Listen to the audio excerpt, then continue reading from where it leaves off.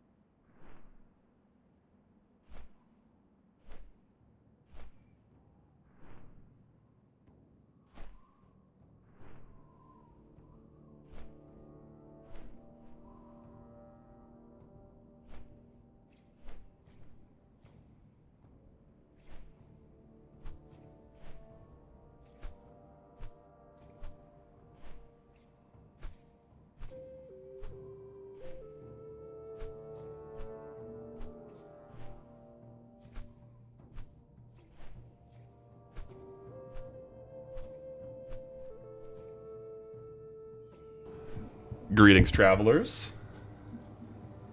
and welcome back to Goldbound. As you can see, we're representing with the Night Slayer set. Get the camera on. There we go, there we go. Welcome back. Hope you guys all had a good weekend. We were, of course, not here on Friday. Had a family wedding, so lots and lots of driving this weekend. Plus, we drove to a lot of forest fires, so we had a lot of smoke this weekend. Yo, Hewlith, greetings, traveler with the Twitch Prime. Also, a couple stream streaks by Gary Jamba, 140 in the starting soon screen, and the 12 months on tier 1. Yo, greetings, Gary. Greetings, traveler on the 12 months. Resident with the 5 months on the Prime. Hot Cross Buns with the Twitch Prime. And even before we started stream, Lady Death with the 10 gifted subs. We weren't even in the starting soon screen. Coming in with the 10 gifted community subs. Greetings, travelers. You could say we had a fire weekend. I guess you could say that. It was actually crazy. Like where the wedding was, like on a hill, and you could just like actually see the active fire. It was pretty crazy. Pretty crazy. But we did have the Goldbound episode come out on Saturday, so we're kind of all up to date as far as the mailbox clear goes. I will do the clear this morning. All right, because we're Monday after a video, which sometimes means we can spin a zone. So we'll see where we're sitting at with the mailbox, but we'll chat for a little bit before we do that.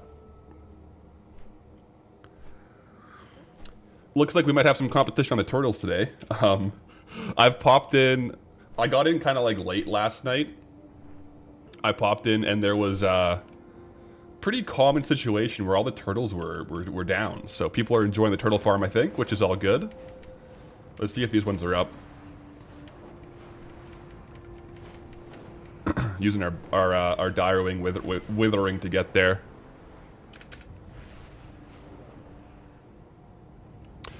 Have I seen the Zone Lore project? Adding narration to all the areas in the zones as an add-on in Classic? No, I haven't seen that. That's cool.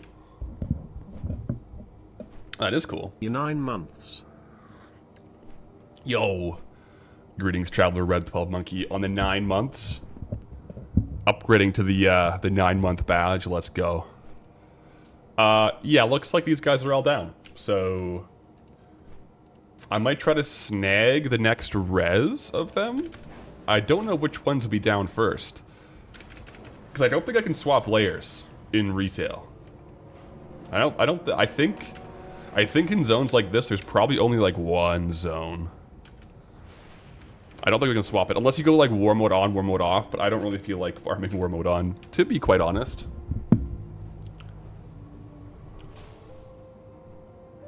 Yo, Brent. Greetings, traveler. Good morning, good morning. Happy Monday. Yeah, I don't think layers are a thing on retail to swap. And then I'm pretty sure on retail, like the zone is cross realm.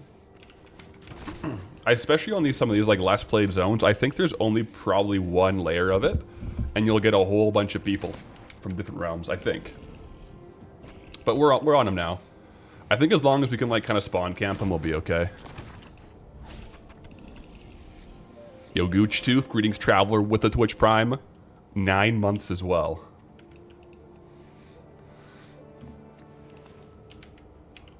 Rocking and rolling. We're doing all raid today? Yes. Well, at the very least, Onyxia's Lair and Molten Core. At the very least. Or kind of like active raids that we're trying to get some stuff from. I have skinning, so we could do Blackwing Lair as well. Yeah. How close to a new roll are we? Well, we ended the episode off at 196,000 gold. Let me go ahead and actually throw up that add-on, the Worth It Gold Tracker, just so we have like the heads-up display.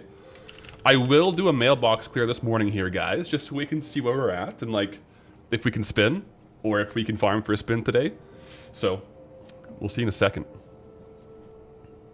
We'll see in a second. Okay, I'll move these things around though. Move this down. Move that there.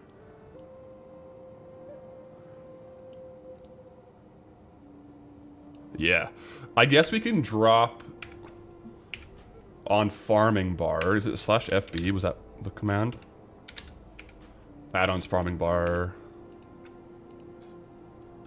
We can drop the fishing hat because that is over. I think maybe it's just like /farming bar.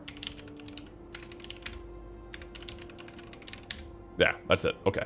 So configure appearance. 5 buttons. Binding inbound, calling it now. If we go back-to-back weeks getting a big drop like that, GG. If that happens, we're really going to be hoping for a Tenaris spin, right? I think we have to get Tenaris.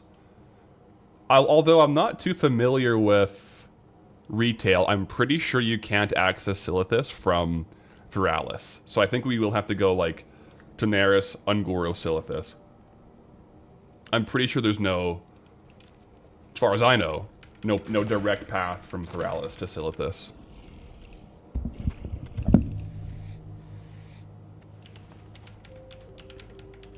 Wonder how bad the downtime tomorrow will be. I was looking at that. Luckily, well, so on retail, they're posted for what, 3 p.m.? 7 to 3 p.m.? Luckily, Classic should be up. It's like, I think Classic is a posted 1 hour downtime tomorrow. So I think either way, we'll end up having like a hardcore day tomorrow. But hopefully not too long for the servers, and then they're up. Because that's a pretty big patch, right? Poncho's hanging out here. Yo, Rad, greetings, Traveler. Welcome in, welcome in. Happy Monday. There we go, these guys are up. I think someone probably just came and killed them like once, so we can grab them here. Haven't really played retail in years, so you're a little bit confused about the dungeon farming. Is Pat just entering Cataclysm zones normally, or do you have a timeline change or something? Oh yeah, so the zones, the dungeons are all over the place in retail. So some like classic zones will have dungeons that were added in later and vice versa. So I'm just going based off the Eastern Kingdoms and Kalimdor zones. If the dungeon is in the zone, it's a fair game dungeon. I think I saw someone coming to farm these, but we might have snagged the spot. If this gets too contested, we always can do RFD runs, because RFD is actually pretty decent consistent gold too. If we like swap to enchanting and still have herbalism, it's pretty good like steady gold, so we could swap to that if we have to. After this mountain though, I'm going to clear the mailbox just so we know exactly where we're at, and then we can assess. What will I do when Classic Plus comes out? Well, assuming it comes out and assuming it's not a hoax. If it was a hoax, that'd be so bad. I'm gonna play it. I'll for sure play it. 100%. I think if I'll probably make some content on it too. It's just gonna depend on what I do based on how they structure the game. You know what I mean? If it's not like, yo, the K's are greetings, Traveler with the tier 1. But yeah, we'll see what the actual Classic Plus game is. Like if they announce it at BlizzCon, we can kind of assess timelines. But one way or the other, I'll be playing it for sure.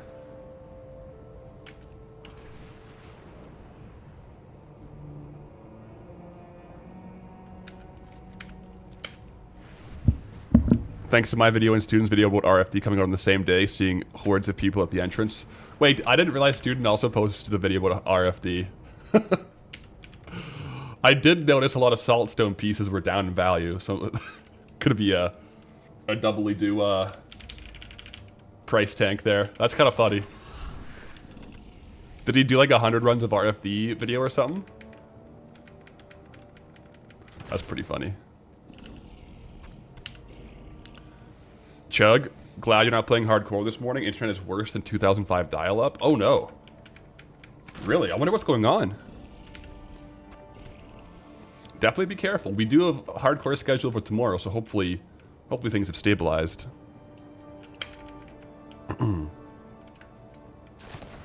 Is the extra gold I get from enchanting worth the time it takes to re-level up skinning? I think so. I think if you're gonna do more than... If you're gonna do like more than 2 hours in RFD, it's probably worth it. Because you do get about 1,000 gold per hour from leveling, from having enchanting, just from like disenchanting materials. And the time it takes to level up skinning is probably, what, 20 minutes? So I think over an hour it's worth. But I won't do that until we do our raid clears, because I want to have skinning for Onyxia's lair and Blackwing lair if we do it. Okay. Mailbox clear time. We've chatted long enough. Let's see where we're at. So I wasn't playing much this weekend at all. I was out traveling. Family wedding. So I wasn't really actively farming. I did one big repost before I left, and then I reposted again last night. And then I logged on this morning, and I cleared the mailboxes and sent the transmog gold to Goldie, so we know where we're at. Let me show you. I'm pretty sure it won't, well, you know what? Let me just double check that it's not going to leak the name. Yeah, good thing I swapped that, because it definitely would have leaked the name. Okay, we're good. All right, guys. So, doing some quick math. We're not there yet. We do have a lot of value, so it is possible to happen today. Possible. We'll check the transmog tunes every couple hours before we end. And if we end up getting to the token today, we'll spin. I don't know if it's happening. We'll see. Worst case scenario, I think Wednesday is like a guarantee. But we did move a lot of the scales. I don't know how much I have left of clams and scales. But the turtle farm really is like the best consistent farm right now as far as just logging in and getting like raw gold. As you can see here, I only sold 1,000 gold of transmog over the weekend. And no 1,000 needles transmog, only backlog. It was like 5 pieces that were like not worth too much. So, I'll get this looted up and we'll be over 200k for sure. Yeah, we're actually like 40k away, 50k away. So we'll see what happens. I'll keep listing and posting, and if we get a mad run of sales, then we can rock and roll, but we'll see. There we go. So we're fully up to date.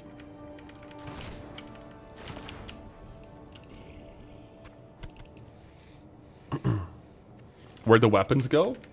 Oh, when you have a skinning knife, while I skin here, it says dress to kill, so I'm dressed in the skinning equipment. So it just like, when you use the profession tool, it like basically shows the profession tool, if that makes sense. So they're still there. But I think we'll do a couple, you know, do a couple rounds here farming, hang out, have a nice coffee, and then probably raid clear. The bonus is, we can probably get some gold from the raid clear. Yeah.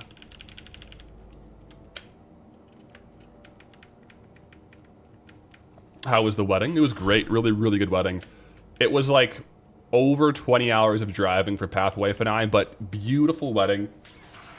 Very smoky though. We were in like the evacuation area of the fires, so it was the phones were going off with evacuation orders, and I think as we left, I think the whole area was probably being evacuated, but the actual wedding was good.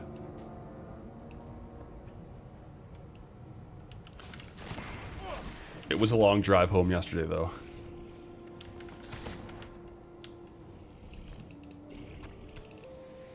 Also, guys, so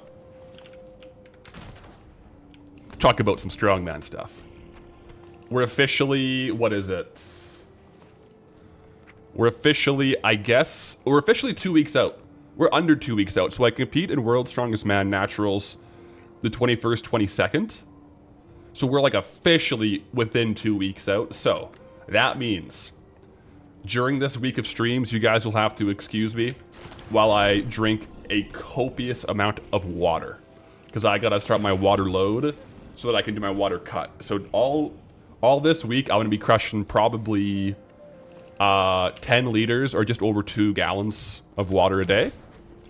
That way, later on next week when I'm cutting water for the competition, if you are drinking that much water, your body's just like cycling through it super, super fast. And then when you stop drinking, you drop a lot of water weight. Also, don't do it though. Not medical advice. Not medical advice. But yeah, that's what I'll be doing. And coffee counts as water, I think, for me. It'll be really good. Yo, the bloody chaos. Greetings, Traveler, with a Twitch Prime. Greetings, Traveler. If we maintain 8K an hour, it could spin today. It's true. One thing I'm a little worried about is, unfortunately, there's a relatively common effect that the day after a video coming out, generally prices to go down. So I think, like with turtle scale prices, I guess thick leather is holding steady. Heavy leather's down. I don't think right now with, because a few more people have done this farm in the past couple of days, so the prices have gone down a little bit, unfortunately. But we'll see. If we, what my plan is to pace pretty well, keep things listed, and we'll also check the transmog tunes like before we end stream today. So I think if we can pull in like a couple, you know, like 20, 30K from like just like farming, and then a couple 20, 30K from transmog, it's possible. It's possible. I think, honestly, like a worst case is like a Wednesday. We should be able to spin Wednesday. Worst case scenario. Yeah.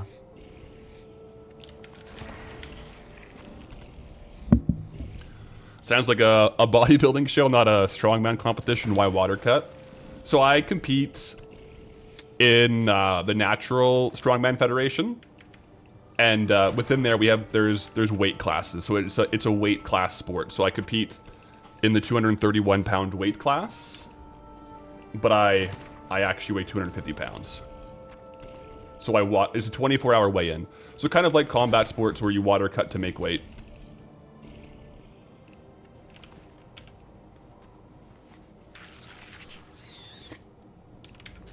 There we go.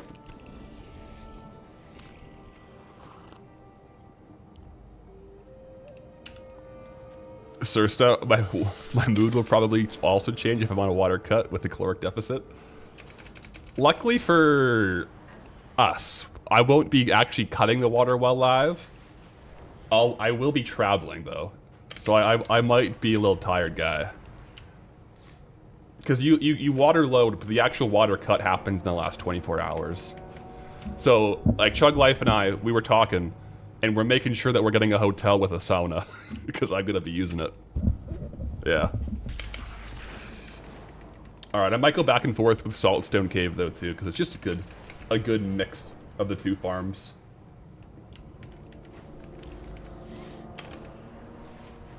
Have I ever been in Yellowknife? I have never been in Yellowknife. No, I have never been to Yellowknife. I don't think I would ever be like routed through Yellowknife Airport either, because it's not super large. Dark Wolf, that's a great analogy. I'm basically like a WoW twink trying to be in the level 10 to 19 bracket, but like cutting from level 20 to 19 instead of being 20 to 29 bracket. Exactly. I'm basically water cutting levels so I can like smurf in the lower weight class. Although everybody, because we're going to Worlds, in the weight classes, I would say probably 80% of the competitors will be also water cutting.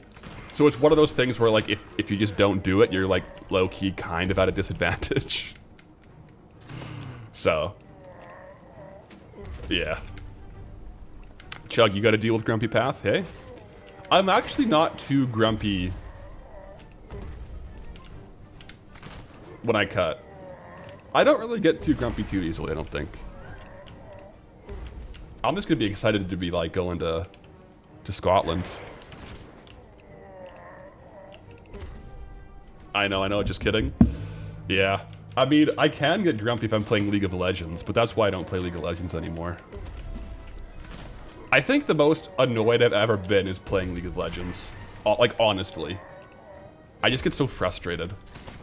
I haven't really played in like probably 5 years. If you guys are on retail and want a better turtle farm, go to Windward Isle. You can pull like 30 at once. Hey. That could be pretty good. I think, I don't know like which one is better between this one and the Swamp of Sorrows turtle farm. Because the Swamp of Sorrows turtle farm is like you can consistently do it. Like there's no downtime. But they are spread around, but they do hyperspawn. Other downside to that turtle farm, though, is there's no... I don't think you're in the heavy hide. I think it's all thick leather and rugged leather. So they also have different levels of turtles with different skins. I think the best one would be if you could hyperspawn turtles that have heavy leather band. So whatever base level that would be, I think that would be, like, probably the best. Alderman for heavy leather? Alderman is really good for heavy leather. But there's no turtles there, right? But Alderman, yeah, it's really good. Some of the dungeon skinning farms are actually crazy. Like Sunken Temple. I can only imagine Sunken Temple on a Worgen. With like Dark Moon Firewater. Hey. Got a little necklace drop, guys. One sec. Necklaces don't usually sell for much, but... Necklace of Calici. Okay, world drop neck. Cool. League Classic is a lot of fun. I haven't tried it. I'm a bit... You know, I think I would enjoy it, but the problem is I might end up playing it too much.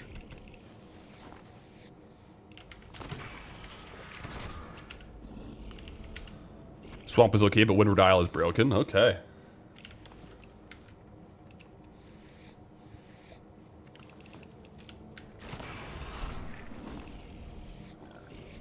Maybe one day we'll get there.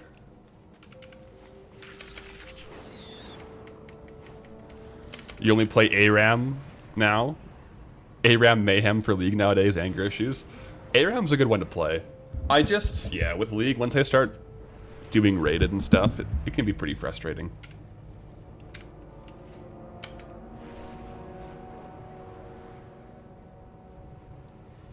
Yo, Charlie, greetings, traveler.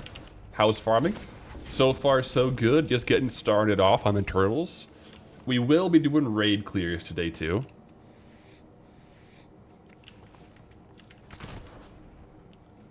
But it's been good. We'll check on the transmog later on, too. I didn't sell it, like, I sold like 1,000 gold to transmog over the weekend. So it wasn't a big needle mover there. Which is okay, though.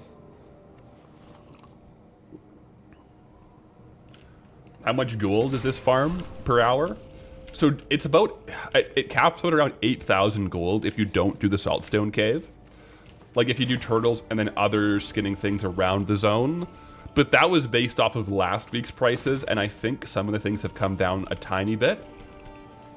Turtle meat actually is kind of up, so maybe it's a wash. But yeah, this one I think would be like around, depending on market prices, 6,000 to 12,000 gold per hour.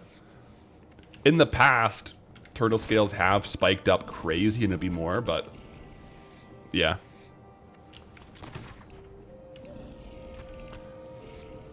Because I'm doing the Saltstone cave as well, it reduces the consistent gold per hour like a tiny bit, but it does increase the potential overall gold per hour with transmog and stuff like that. I might grab these guys though. New mount is sick. The new mount is actually so cool. The dire wing. I love the dire wing. Yeah. I do agree. It's really, I think it really matches the Night Slayer set, to be honest. Okay, token I think went down a little bit. So theoretically, we could end up getting lucky. Normally on Mondays, the token price does climb. Theoretically, the token price could drop. And if it does drop enough, we could buy it if we get enough gold. So we'll see.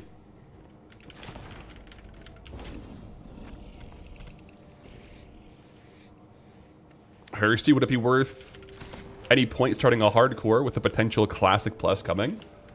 I'd say potentially, yeah. I think the thing is, I mean, I think the average life of a hardcore character will probably be less.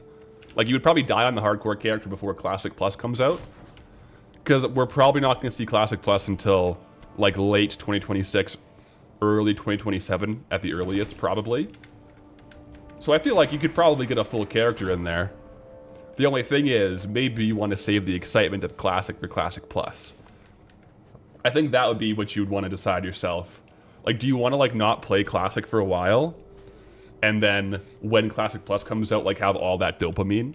You know, get excited to play? Or, you could play a little bit. And then appreciate the new stuff that Classic Plus brings, but... yeah.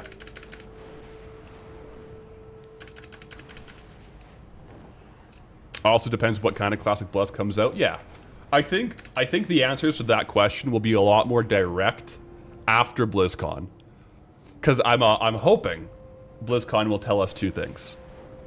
What they're planning for it. Like, what is their mission statement of Classic Plus? Like, what kind of a game are they trying to do?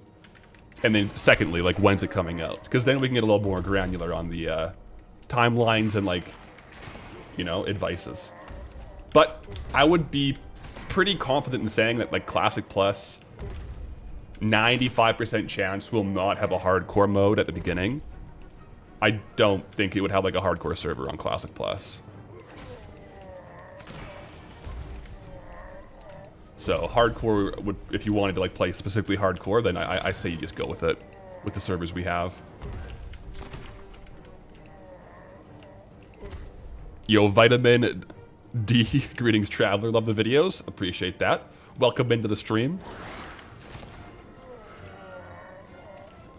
Out here doing a bit of farming.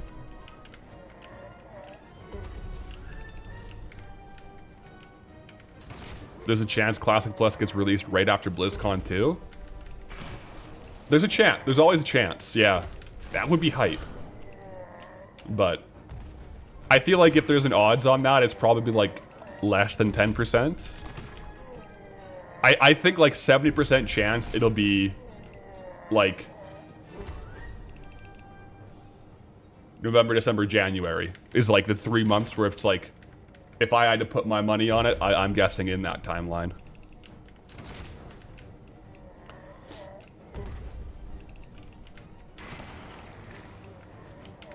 Retail, you bet retail time jumps after Titan? It could. It could.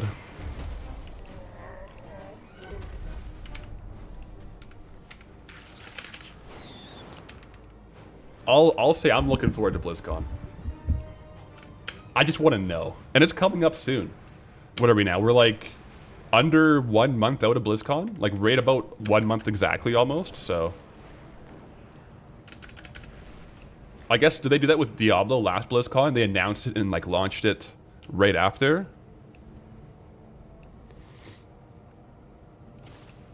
Are YouTube comments being read at all? Yep, the YouTube comments are there.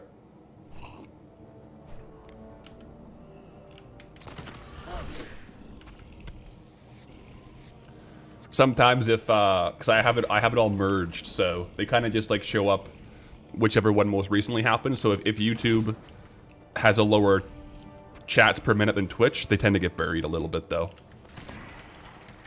But that's the same thing for Twitch. Like if you're ever on YouTube and thinking he's not reading YouTube chats, I'm probably also missing a good chunk of Twitch chats because they just kind of go kind of quick.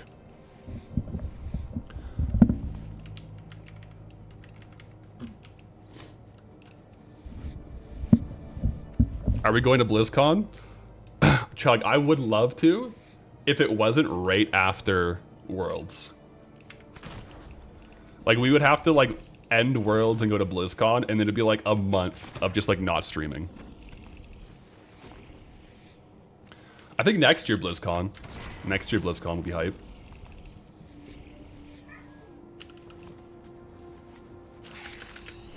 It's a business expense. It would be, yeah. Yeah, it's true.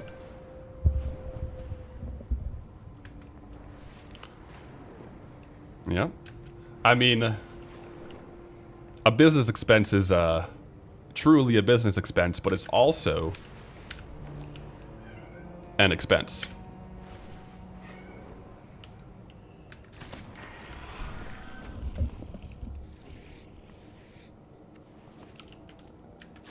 Sub is due to renew for a year on the 15th next month. If they don't announce WAD, you're dumping $3 million on tokens the moment after announcements. Wait, Panda token, like, Mop token is 100k right now? Oh my gosh.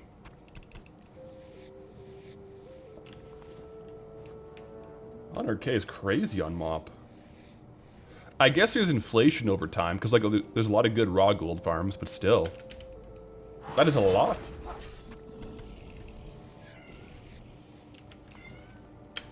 Alright guys, Poncho is saying hello. I don't know if you can see her. She's down there, hanging around. Yeah, is BlizzCon on the WoW calendar?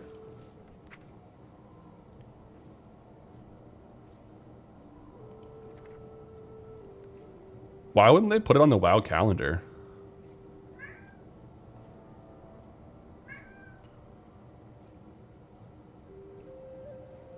It is? Isn't it like around here? I don't see BlizzCon. It's on here?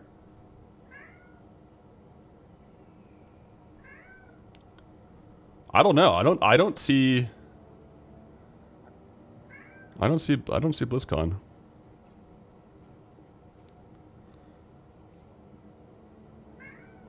But yeah, because for Strongman, I'm gonna be gone like from this week. And then if I went to BlizzCon, I'd be gone like the next like 2 weeks too. But I don't really have too much of an interest in IRL streaming, I'm not gonna lie. I think IRL streaming is probably not for me. I like hanging out on my desktop. Can you guys hear Poncho?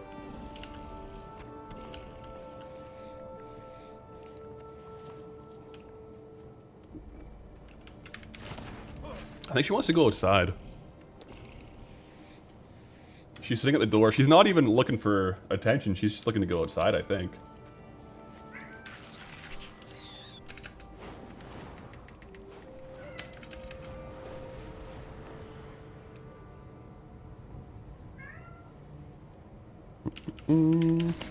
Arcane Mage is pretty fun in retail.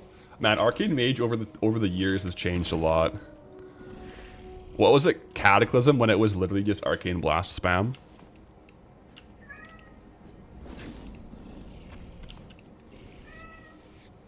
You're from Glasgow? I'll enjoy the venue. I'm looking forward to it. Yeah, I didn't even look into what the venue was at the Strongman competition, but I'm assuming it'll be pretty good. It's technically 2 days of competing.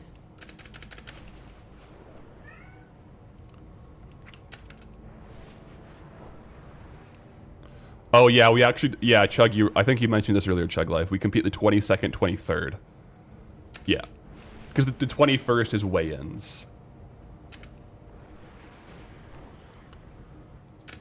I'm sad to see the trial of style go, because we were really enjoying the uptick in transmog sales from the trial of style, I'm not gonna lie.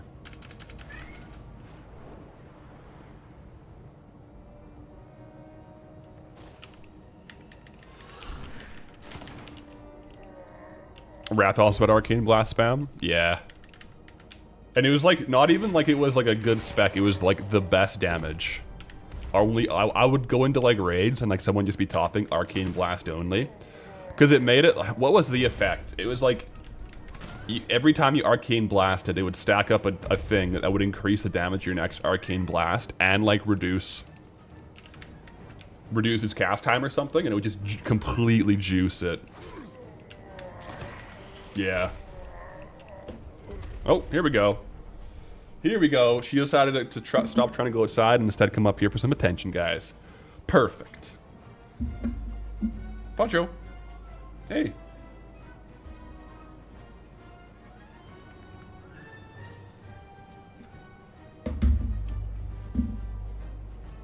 There we go.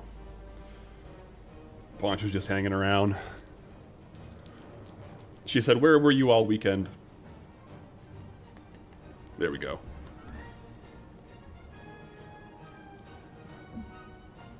Increase the mana cost as well. That's true. It increased the damage, but also increased the mana cost. No claw spike yet? No. Not yet. What is the sponsor guides to look at? Like the gold farms that I usually talk about is gold capped. They have... It depends what version of the game you're playing, if you want to do flipping or not. Their flipping guides are really, really good, and the flipping operations are really good. Oh, there we go. We got swiped. All right. All right, Poncho. Boo! It's a Poncho party. It's a Poncho party. Boo! It's a Poncho party. Poncho party. Is that enough? Maybe a bit more? Poncho does require a lot of attention. Time to hide the cord. I think we might have to hide the cord. I'll give her some scratches here for a second and see where we end up. Right, Poncho? There we go. Path wife must have gone for like a walk or something if Poncho's down here. Alright guys, cord going into defensive mode. You can lay down here, we'll give you the keyboard, see? It's over here if you want it. Always have the decoy keyboard on hand.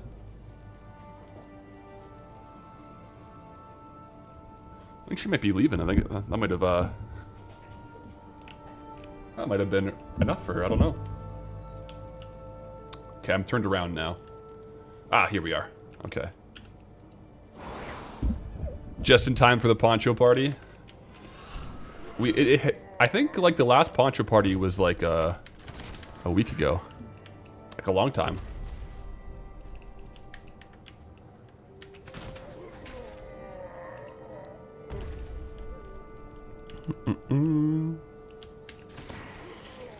How would Mulgore, beginning of how would Mulgore and Durotar work for like Goldbound? Like as far as if they will be on the zone roll or not, they will be on the zone roll. I think it'd be like Dunmoreau, same kind of style. So they like those starting zones will indeed be will be full zones and unlock an alt, like a crafting alt of the local race. Durotar would be troll or orc. Oh.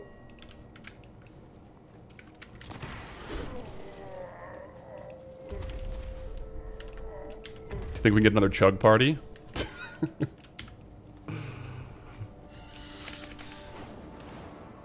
Wait, the gate is locked? What gate?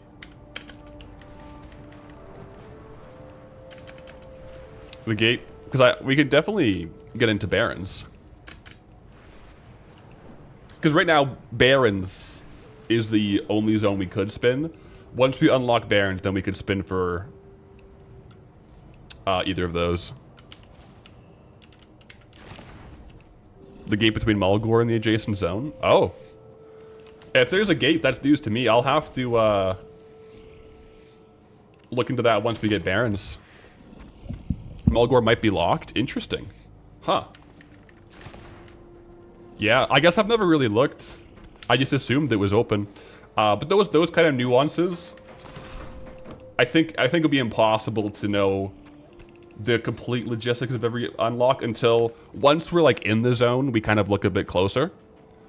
Right? Like, so right now, like we look a lot closer to like what we can roll here. Looking ahead, generally speaking, we're speculating. Torin want to keep illegal orcs out. We'll see then. Now, yeah, we'll see if there's a workaround or not.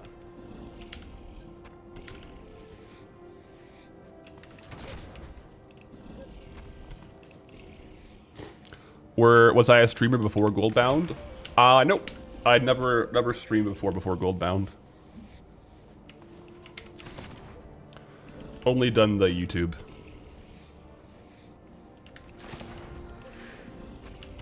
Yo, 5 up, bro. Greetings, traveler.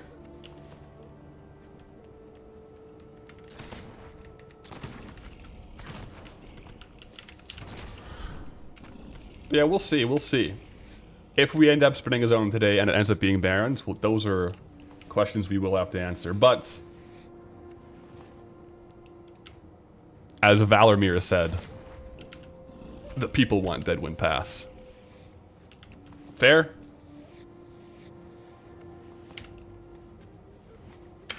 Fair, fair. I do think, like, a lot of these zones, too, it can be kind of... Things can be a little misleading as well, where some things are true in Classic that aren't true in Retail, so it can get a little bit muddy on which zones are unlocking at which zones. So we'll assess it when we get there and just make the best call we can. If, theoretically, guys, if there is actually no way into Mulgore for Alliance, it becomes a forfeit zone. That would be the conclusion. If there's, like, absolutely no way that we could actually get there by ourselves, that would be the solution.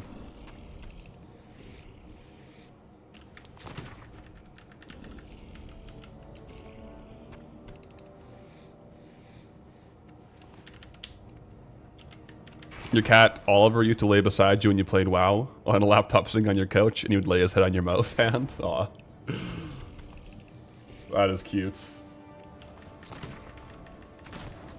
Yeah, I think they like the movement. I think they like the movement.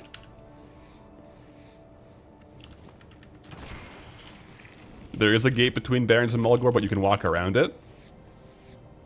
Not a very effective gate, then. Yeah, I never knew there was a gate, but...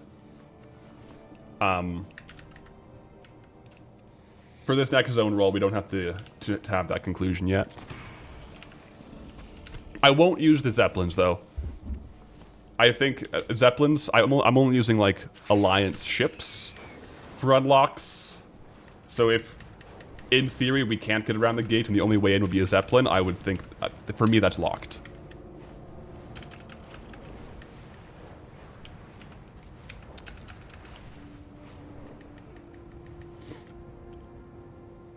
All right, back to Saltstone Cave.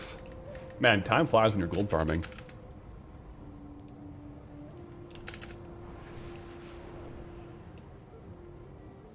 Would be a great forfeit zone. Be pretty intense. Pretty intense indeed.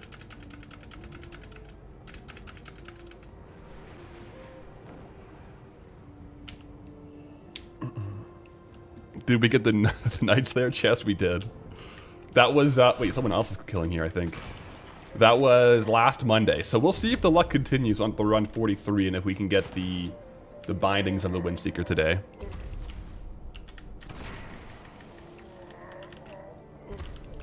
I'm curious. Kind of like the big things we're going for today. We killed all the Arathi rares last week, so we can't kill those again this week. That'll be a couple weeks before we can do that. We will do an Ixia's Lair, of course. Go for the Nixian Drake. We will do Molten Core. I might do Blackwing Lair, because I have skinning. And it's just like kind of like good value for skinning, right? So, but definitely a Nixia's and Molten Core. Maybe we throw a Zul'Gurub Raptor run in, you know, if we're feeling crazy. We do have skinning, so we could do like a trash clear, like a 1 clear for it. Yeah.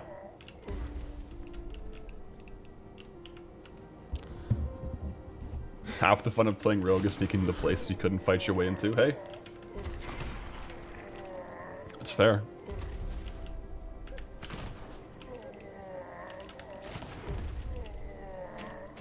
Harno, you tried the recommendation to farm 1,000 needles for a few hours. Got 3 Saltstone chests and 1 pair of boots. Hey. I like 1,000 needles. Especially this area here. I really like the double farm where we're doing turtles and ogres. Because you get the bonuses of like steady gold from turtles, but also the fun of potential transmog drops.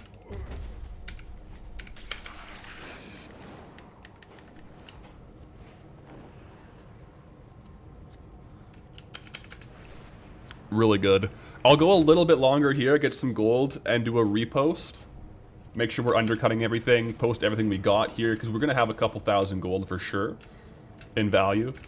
And then probably sooner than later, do the raid clears. But a couple more turtles first. Let me see. I think... Has this updated? Okay.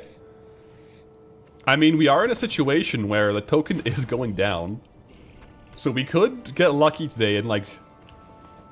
If the token tanks and we sell a bunch of stuff, we could be spinning today.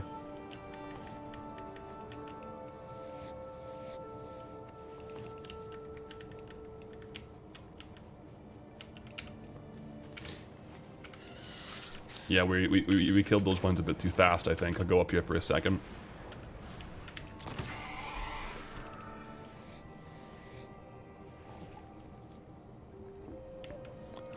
Is the goal to get out of the zone this week and have the next video finish up in this zone and a new one?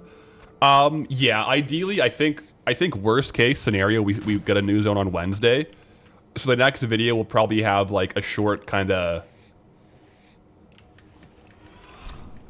finishing off of this zone. There are a couple more like named mobs that we didn't get into, like that have good drops in the last video. There's just like a lot to talk about in this video. Like there's a couple unique drops from the Twilight camps, a couple rares we didn't actually talk about. So I'll probably do like a short like 8 to 10 minute like finish up, farm it, summary of the other farms, and then hopefully spin and go into a new zone in the next episode.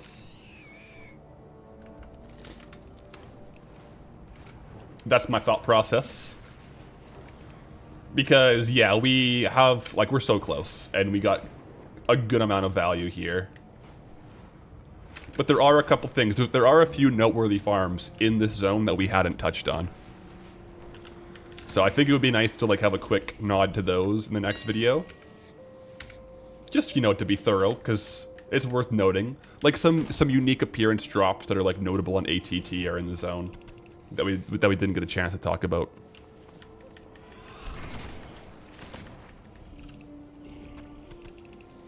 Greetings, Traveler, Nerdy One. So far, so good. Rusty Ball, glad to catch another stream. Glad to have you here.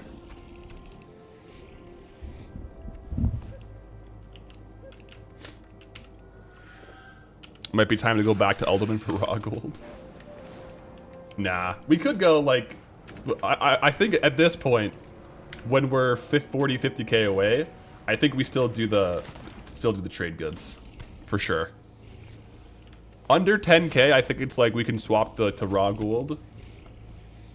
But I think 1,000 yields is good enough where I would like to just finish off farming this zone. It's not a... We actually have, like, decent raw gold here, too, I think. Like relatively decent.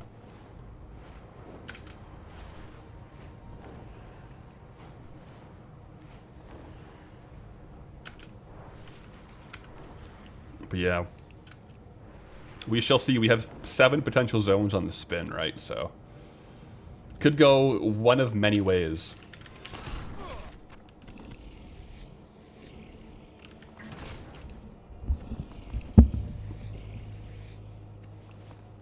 Well, yeah. Any luck on transmog sales, Spanish? Not over the weekend. I wasn't super active this weekend. I was traveling for a family wedding. So I did like one big repost before I left, and then everything fell off, I think, yesterday. And I only sold like 4 items. Like 1,000 gold worth. I'll check again later today, though, like, because we could get some more sales. I think there was quite a boom last week with Trial of Style for Transmog, whereas this week it's a bit slower. So it seems. Maybe after 12-1, though, more people will come back into the game with the patch tomorrow.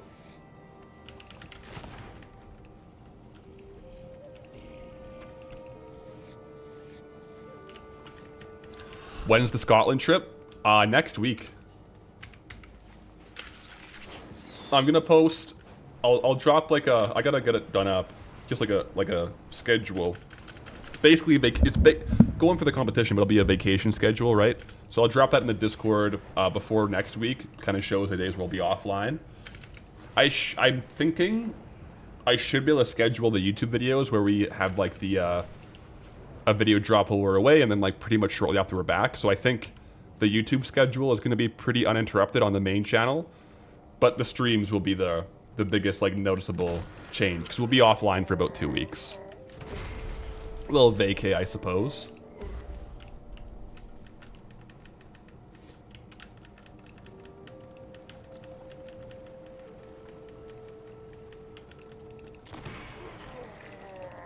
But yeah, it should be good. What's coming with this patch? It's like the new raid, right? Ulatek or Ulateth, whatever. I'm super not like current on the retail patches, but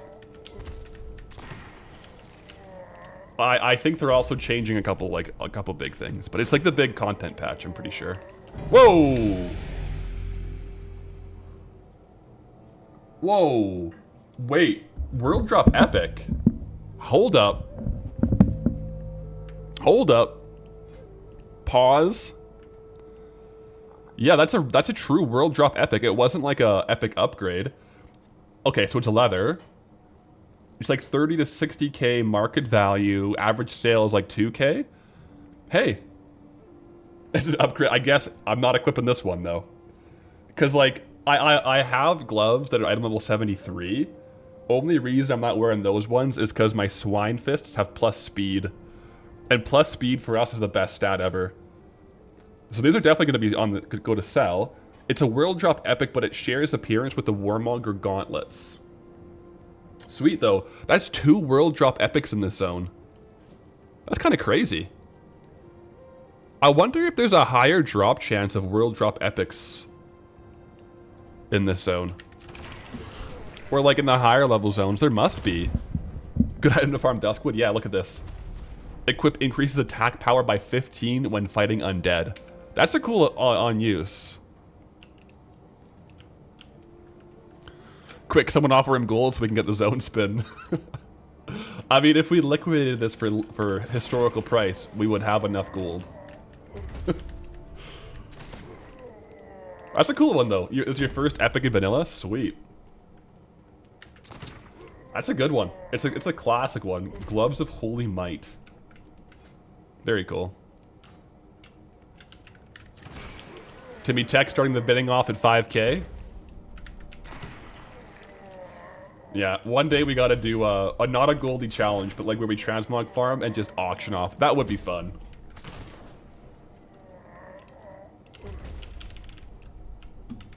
That'll be a fun one.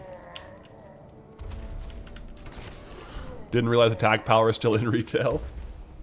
I think it's just a relic. Like, it doesn't show up as a stat. But I think, I'm not going to equip it, but I think if you equip the attack power, it would increase other stats.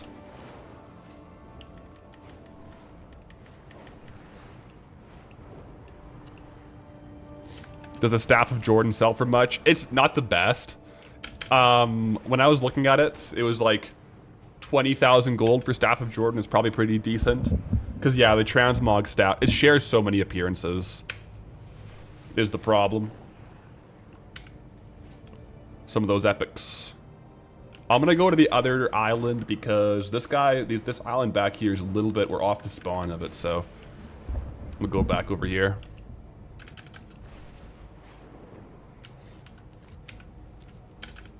But hey, always cool seeing an epic drop. Selling stuff off via that method would be classed as a GDKP. Would it really? What does GDKP stand for? I actually don't know. Probably like gold. Something? Gold dragon killing points. Oh, really? I think though, I think to be a class as a GDKP, wouldn't you have to be in the group? Like, paying to be in the group?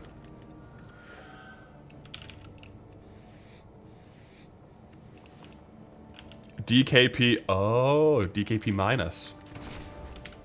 Well, we'll go get some DKP in Anixia's lair.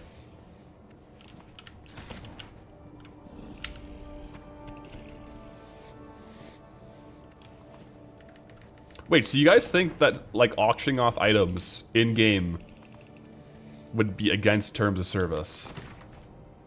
I guess it kind of is like a GDKP then. Is that against terms of service on retail?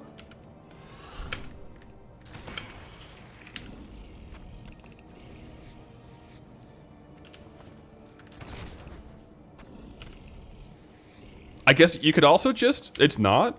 You could also just literally list it as an auction, like through the auction house, right?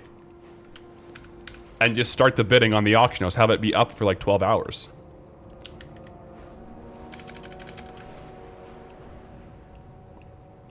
For real money, yes, not for gold. Because yeah, I know like the gold GDKPs are like, it's against terms of service on like some versions, but I think retail.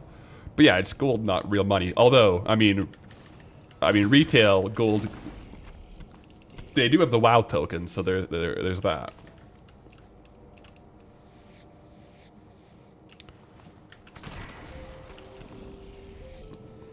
Only if the gold is then redistributed amongst the raid group. Might only be banned on SOD and anniversary, so we might be able to do... I mean, I wouldn't call it a GDKP, it would just be like... Yeah. It might be hard to logistically do that, to be fair. It would definitely be against terms of service if it was like... for money. Like, hey, we're gonna start the bidding at 1 Twitch sub. That would be bad. That would be called real-world trading. Real-world trading is definitely against terms of service.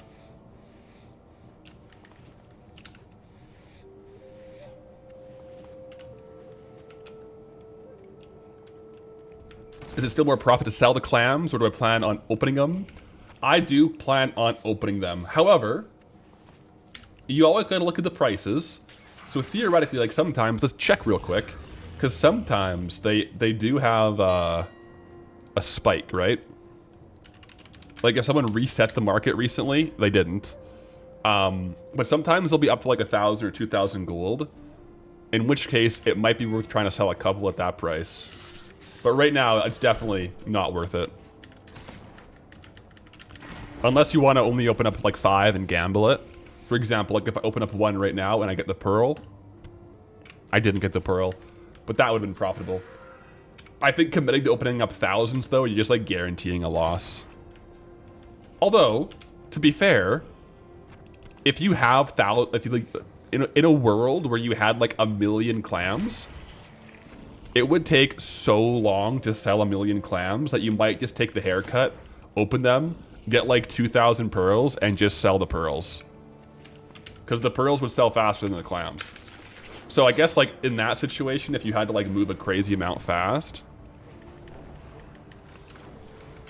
maybe you'd want to open up pearls, but you would probably get a haircut on the price compared to market value.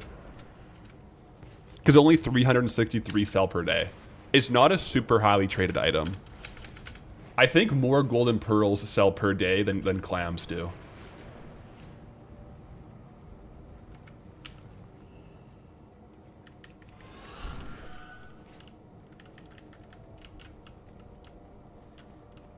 You can literally buy mounts, raid clears, PvP boosts on retail for gold, to the point where they literally made a serious services channel. Man, I can't talk. Has it really been a full year already?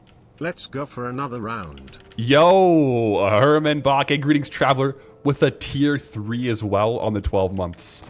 Appreciate the support, brother. A full year already. When, man, yeah, when did we like really... I guess August was like... really when we started streaming like more consistently, I think, on Twitch. So you've been there from the beginning, brother.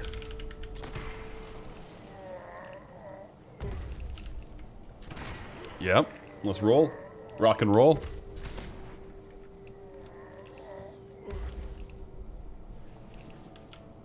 Yeah, the only way it would be banned is if you're streaming and providing preferential treatment or discounts to people who tip or sub. Yeah, that makes sense, because then that's just like real world trading.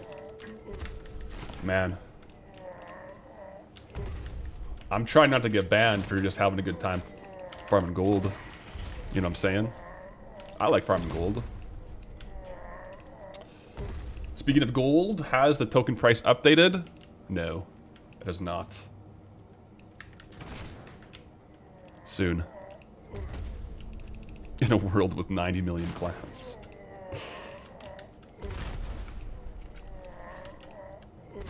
But yeah, so as far as trading goes this week, we're kind of tapering down a little bit. So I'll still be hitting all like the strongman competition stuff, but pretty heavy, lower volume, letting the body recover a little bit before the competition to ideally peak into the show.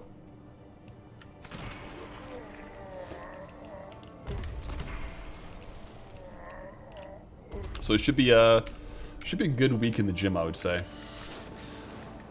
Hopefully. If I didn't like farming gold, this whole series would be a very specific kind of hell. Yeah, that'll be a... I feel like if I didn't like farming gold, I never would have made episode 1.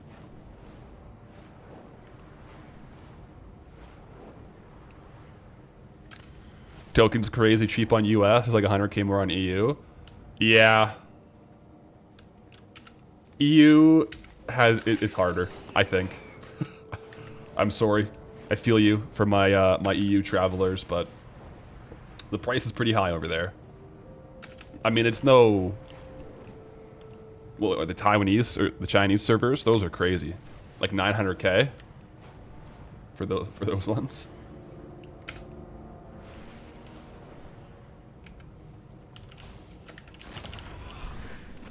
Yeah, I think we've been farming for a little bit here, so I might do a quick undercut scan, repost, see where we're at.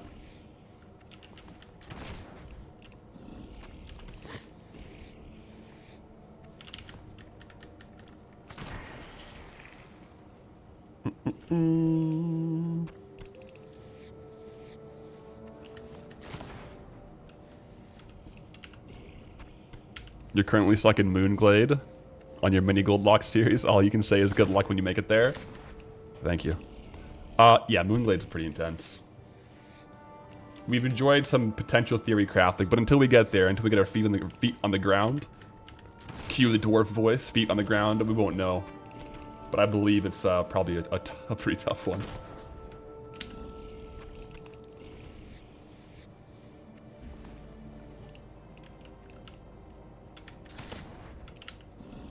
Been a pleasure. Looking forward to the continuation of Goldbound especially. Let's go. Hit a nerve with that one. Even better that you can be here for the ride. Let's go. Goldbound, it's a long-term commitment, you know. We're making our way through the world, but it's genuinely so fun to just like I just love the old world farms and going and like finding like different and discovering different gold farms too. That part of it is so fun. So like every time we get a new zone, I'm just excited to see what we got going on. And then document it. Like I never knew that there's a turtle farm in Thousand Needles, but here we are. Farming turtles.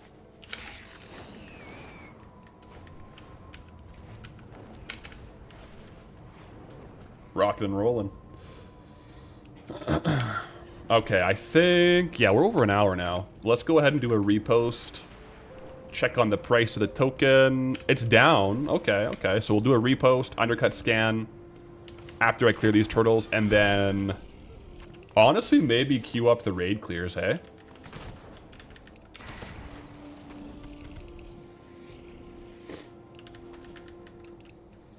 You want to spin today?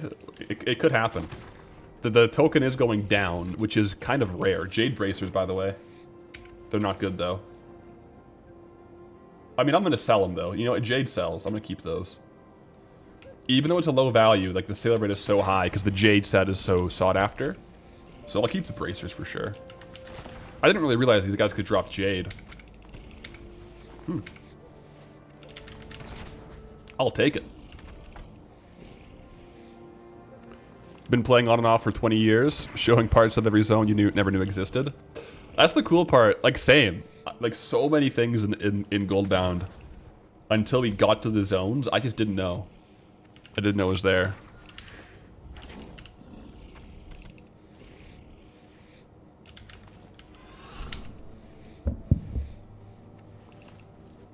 You pulled a couple crazy items this weekend. Should you try to sell them on the higher pop servers like Area 52? I wouldn't say, like, Bloody Chaos, you could try if you wanted to. I would say if they're considerably rare items, as long as you undercut Area 52, someone might come and buy it.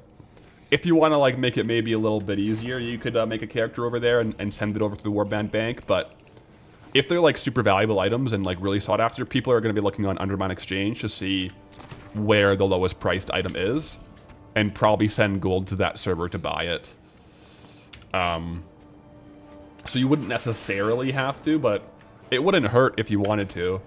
Especially if you farm a lot and you're getting a lot of duplicates, you might want to set up 2 servers to sell on, right? That way you could have, instead of having like 4 items sitting in the bank, you could be selling across multiple servers.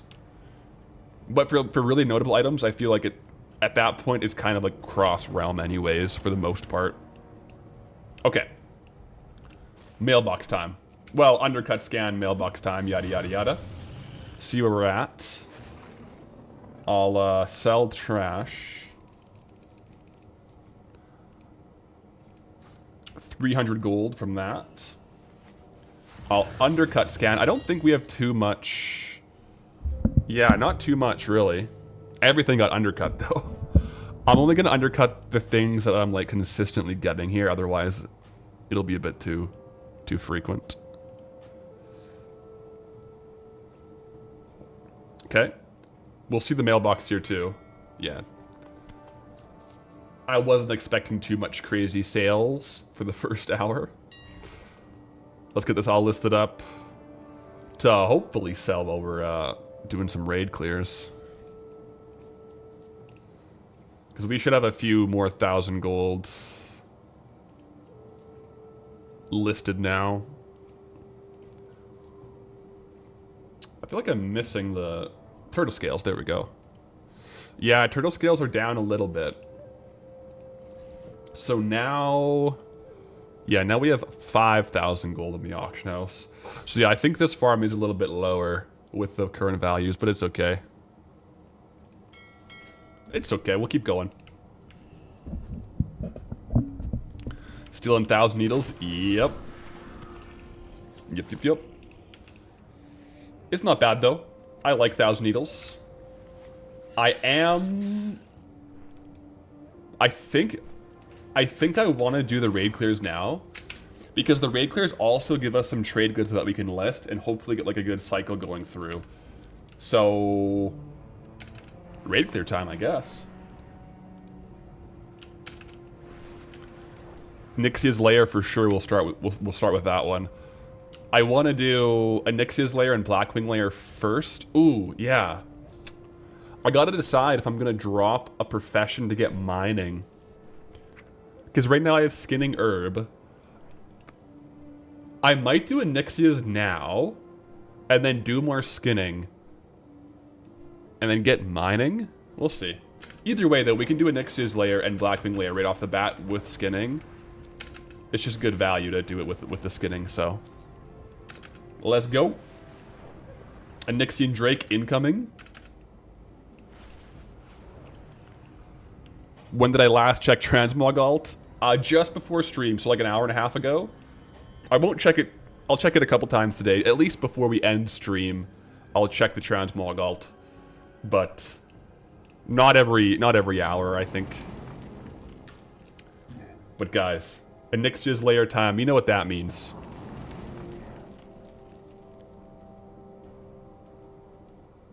You know what that means.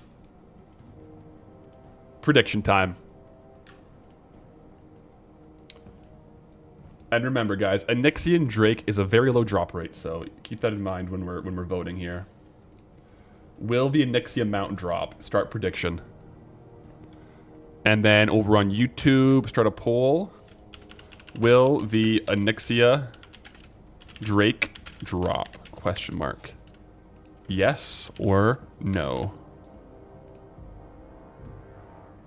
Second binding today, I can smell it. I hope so. I do hope so. We might have better luck now that we have the Night Slayer chest. We're pretty much like decked out in like the actual dungeon gear, because we also have Chromatically Tempered Sword and Maladath, right? Oh, I guess we're not using it. We're using these two ones for speed. But we're transmogged to Maladath and Chromatically Tempered Sword.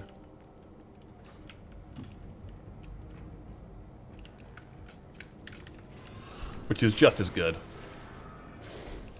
Of course, skinning our way in. We'll get another binding, but it'll be the one I already have. I hope not. I hope we don't get a duplicate. I feel like we probably will get a duplicate before we get the other one, but I hope we don't. Spent all your frayed knots on yes. Okay. I hope for everyone's sake it's true. That it does drop. For my sake, really.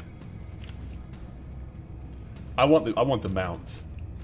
To be fair, we did just get a new mount, but more mounts is better. Alright, 20 seconds. I think we can actually pull. Because there's 20 seconds on the poll. 4% are voting yes. 3% are voting yes on Twitch. 41% voting yes on YouTube. A little bit of a different breakdown without the channel points for grabs. I feel like YouTube, no matter what we're voting on, it's always like close to 50-50. It's kind of funny.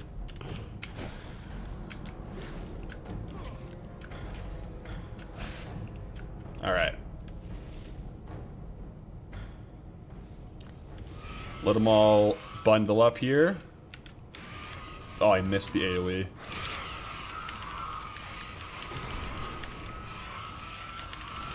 That's awkward. Yeah, the Blade Rush missed. Alright, guys. Perhaps while we're in the Dragonkin form, it will drop. Let's see.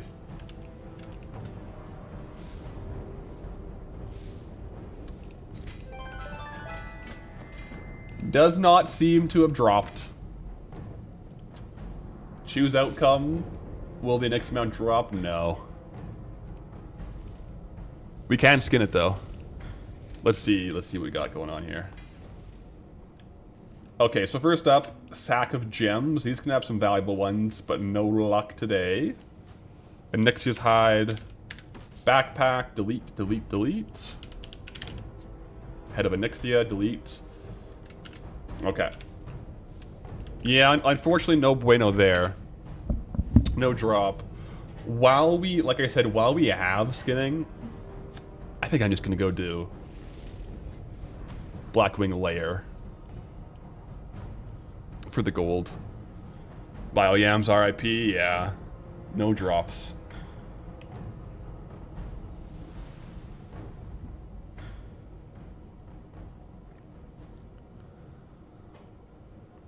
Missed it. Hey, there we go. There's the summary there. I think... Let me just sort the bags here before we go to the next dungeon. Yeah, for the next one I definitely want to have skinning. I might not, honestly, drop skinning to get mining for Molten Core. I think I would rather camp skinning a little bit longer for more turtles. Because the turtles and skinning in Thousand Needles is like the best consistent farm. So I don't think I want to drop it and re-level today, because like unless it's going to be like 5,000 gold or more, the downtime probably isn't worth it. Might not. I'm afraid not. Yo, Failkin with the 100 bits. Greetings, traveler. But yeah, no, at this point, skinning is the meta, I think. Only reason I would drop it would be to get enchanting for like a bunch of RFD. But I think at this point, our time is just better spent doing skinning. Like 4 hours of skinning will yield way more gold than 4 hours of RFD. Consistent gold. It should at least. It should. Okay, yeah, so the first one will be Blackwing Lair. I mean, we can do it in either order now, since we're going to do Molten Core with skinning, but... yeah. I'll just go ahead and mark some of these for vendor. I have a lot of copies of a lot of these, so I'm going to vendor them. Not worth? Yeah, I don't think it's worth. I think you're right.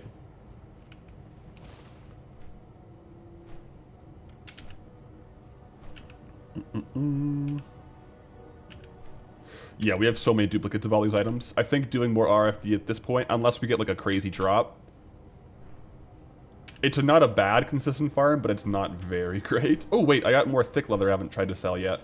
I didn't see that. Hold up. Hold up, hold up, hold up.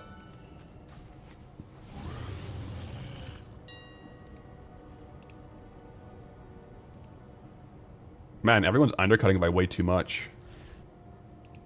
Can we all just can we all just agree to not undercut by a whole gold on trade goods?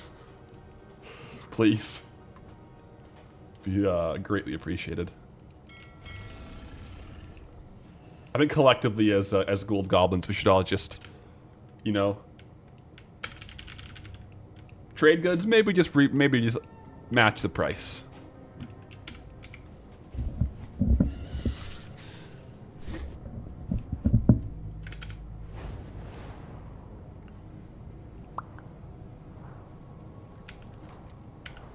All right, where are we? Maybe I shouldn't read while I'm trying to fly into a very specific area. I'm also going to swap my specs here just for AoE.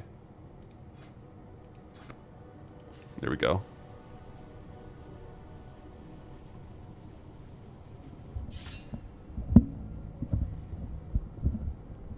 Price fix Alaric seems like.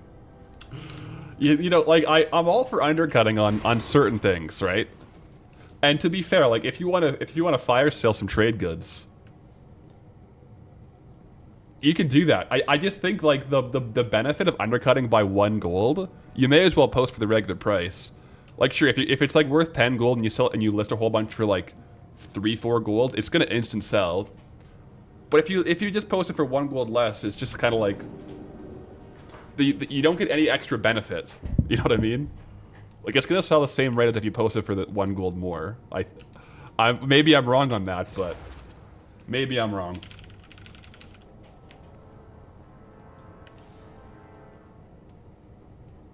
All right. Now don't bug. All right, it didn't bug out. Sometimes this one does bug out.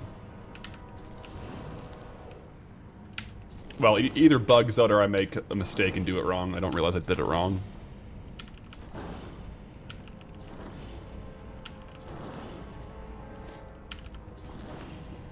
Are we going for token today? It's on the cards, so I have a big training session for World's Strongest Man. Has to go down today at a certain time. So I'm not farming until we get a token like for sure today. Because I have a certain time I gotta be off and like doing some IRL stuff for training. But if we do get it, it's possible. And like the last thing I'll do before we end is check transmog alt. So it's possible. But if we don't get it today, if we don't get the token today, I guarantee we get it on Wednesday. Guaranteed. Yeah. That's worst case scenario. Because tomorrow, Tuesday, retail's down, and it's like a hardcore day for us anyways, so.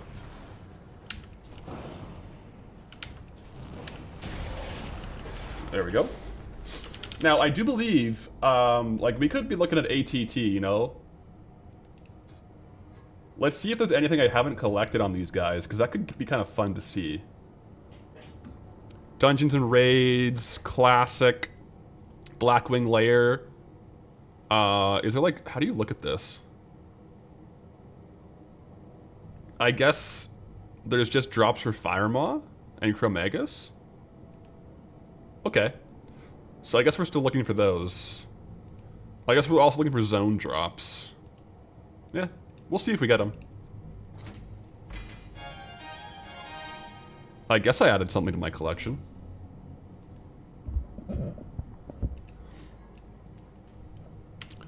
Do I have an add-on that prevents me from buying on the auction house? No, I don't. I know what you mean though, because like all my other characters, if I saw someone undercutting, I would buy out. There's so many times I would love to on Goldie. I would love to like buy out to repost.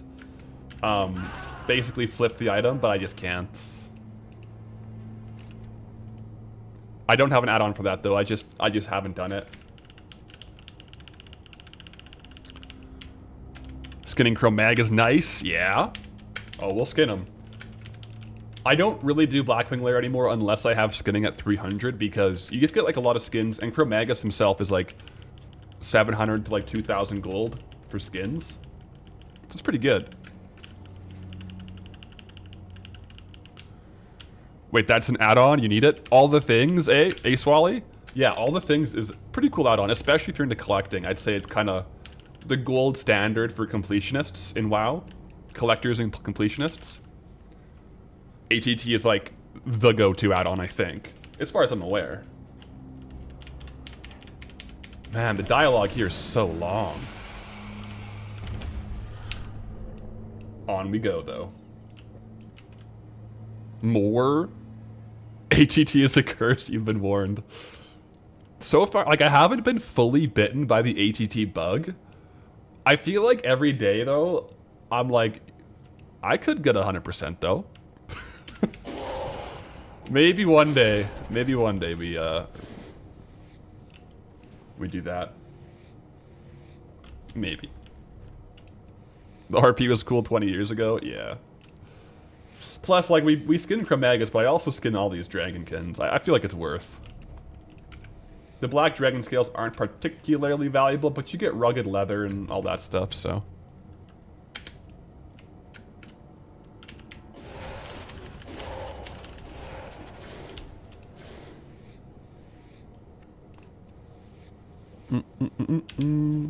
Back inside, you made money by hoarding literally the entire server stash of rune cloth in the auction house under the flexible price of rune cloth bandages. Wait, is that price fixing? I don't know. We've talked about this before, and like I think that the terms of service on this, it's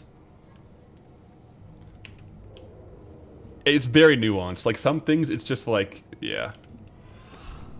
I don't know the exact conclusion on like what is considered against terms of service for like price fixing. Because like you're allowed to reset markets, but like you basically can't hold an item at like insane values.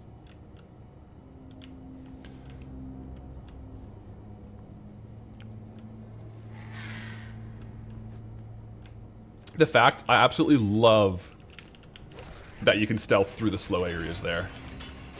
Hey, we got Maladath again. Sweet. I mean, we already had it, but we got it again.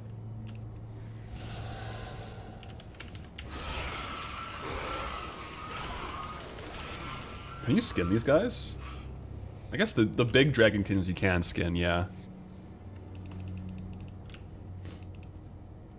One thing I will say, I like flipping on WoW, more so Classic, but if you guys have ever done flipping on RuneScape, that is like, I think it's peak flipping, man. For a video game where there's like buy and sell strike prices, just like how the Grand Exchange works, it's so fun to flip on. Also the fact that RuneScape, like nothing's really soulbound, like you can pretty much always buy and sell every item, so things are actively traded way more. Because people will be like buying and selling the Abyss weapon. Because like in RuneScape, if you have like a 300 mil bankroll, maybe like an item set to do like one thing will cost you like 200 mil.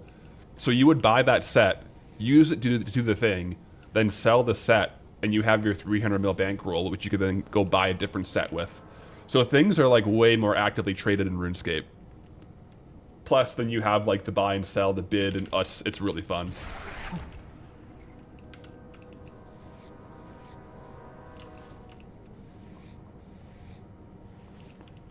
Playing OSRS right now, Iron Man though, so no flipping here. Also very cool. Also very cool game mode.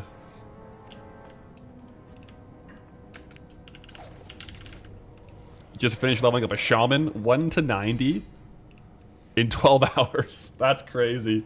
For reference, current time played on Goldie at level 84, 48 days, 8 hours. So you're a little faster than me. A little bit. If we wanted to power level to 90, like we could level up faster. I'm just kind of like letting the XP come in as a byproduct of certain gold farms. But like if we wanted to boost, we would just do pet battles, I think. Like I would just do like every daily pet battle and then pet battles themselves give XP.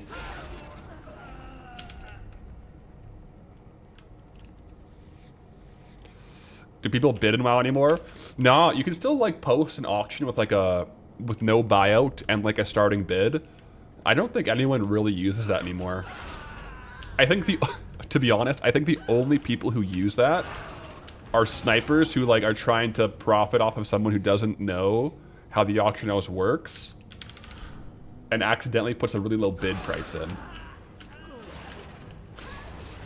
But I don't think it's very actively used anymore, no.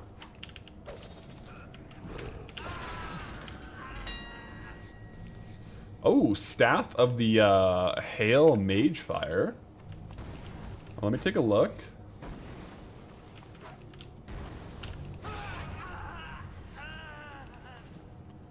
Okay, 3K. Oh yeah, I know that appearance. That's a cool appearance, for sure. Yeah, no, I like that one.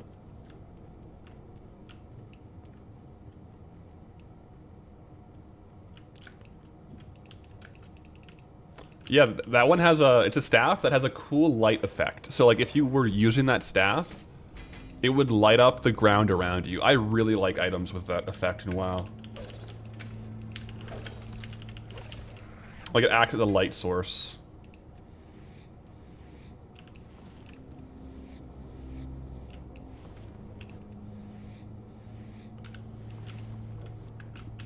Oops, not those ones, my bad. Okay. Now the reason we're here, Chromagus.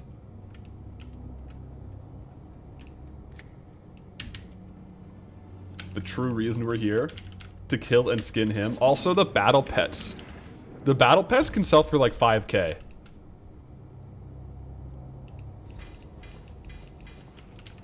Alright, let's see what we get as far as skins. Yeah, we got 3 blue dragon skills this time, so not bad. Not bad at all. I think I probably will go straight to Molten Core after this. And that way we can just get back to farming gold. Only sold those pets for like 50. The Molten Core ones are really cheap. The ones in here though can be quite expensive. Actually, Blackwing Descent has better pets. The Cataclysm version has better battle pets. Like, a lot of those ones are like 5 to 8K.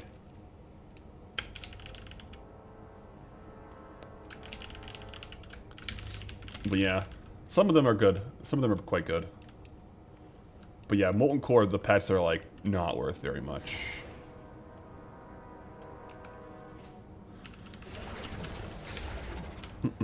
What did you miss? We have done a little gold farming, a mailbox clear, and a Nixia's lair. We're on Blackwing Lair. We have not done Molten Core yet, and then we got more gold farming to do after. Current status: living the dream. No cape for tier 1. We got a really good appearance cape. I ended up stopping to show it. I don't love how retail capes flow. If it was a classic cape that didn't like have the weird like mop movement animations, I would probably have it on. But I just feel like the capes make me feel like I'm playing retail. Like I don't know. I like the old cape style. You know, call me a capeisseur, a connoisseur of capes. Okay. Do I teleport out? Do I teleport out? I probably just run back. I'll just run back. And I'll mark things for trash as we go. Because I want to go to Molten Core, so I could TP to home and then fly, but I think this will be a similar speed.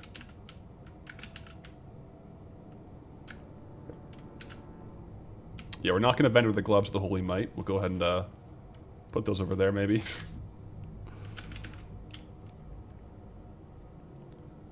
Wasn't aware of WoW updated cape physics. Yeah, I have one equipped because I have speed on it. But it looks like they kind of just like flap a lot in the wind ever since MOP.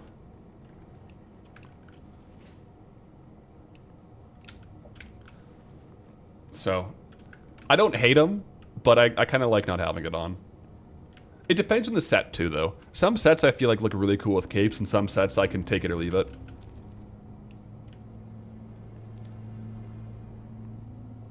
Speaking of sets, though, how did I feel about the Dragon Soul Rogue set when it came out?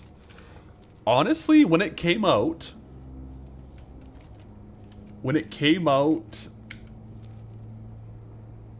I don't think I had any strong opinions because I didn't play Rogue in Cataclysm.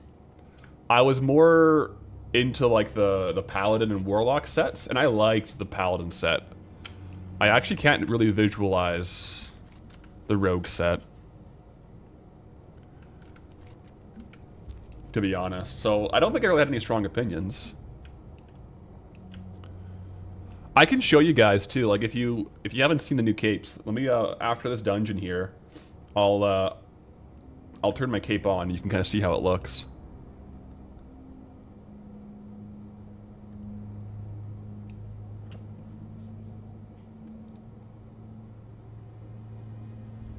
Big fan of Tabard short cape from behind. Not a bad look. So I have cape disabled right now. Let me just sell everything. On transmog here, so if I go to cape, I can just like go show equipped gear. So it looks like, we'll just save outfit. It looks fine, right? It looks all good. But then when you run, it does this weird like flowy flap thing, which objectively is like better like mechanics, like better graphics, but I just don't like it.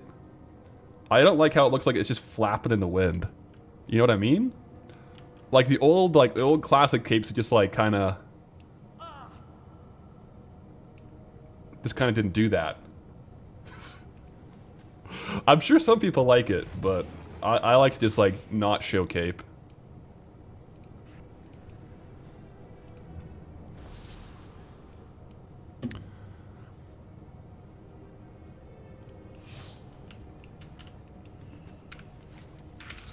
Alright, Molten Core guys. It's time. A unique new Molten Core run where we're only looking for one item. Technically speaking, like we could only clear up to Golem Egg and it'd be fine.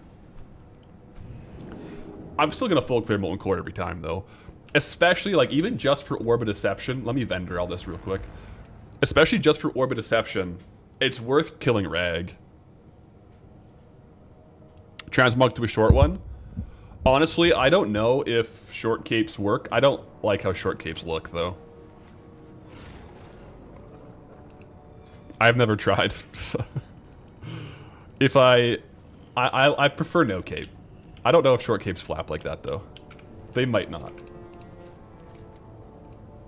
Maybe I've just never seen the right short cape for the set, but... I don't know. Are we farming until token today? We're gonna do our best. I had like a big gym session planned. This next week I'm leaving for Scotland for World's Strongest Man. So I have like a set time to go to the gym today. So if we don't get a token before then, it'll be a Wednesday thing. So that's why I didn't like commit to for sure farming until it. Just because I got a commitment to go to later. We're still gonna get a good long stream in, but so we may get there. But if we don't get there today, we will get there on Wednesday.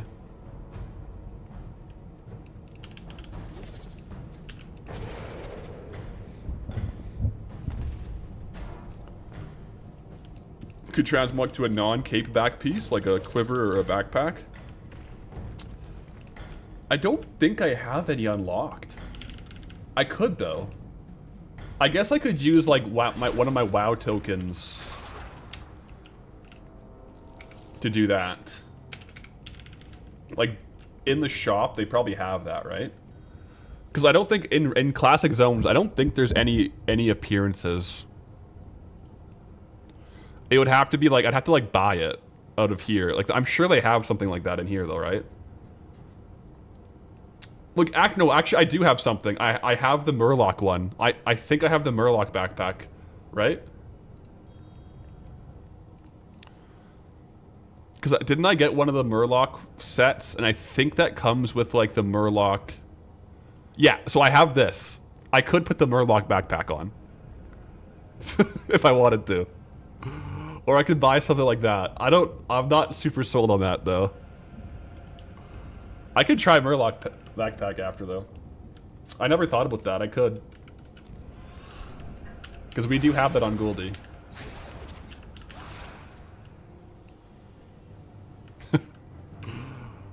Alright, guys.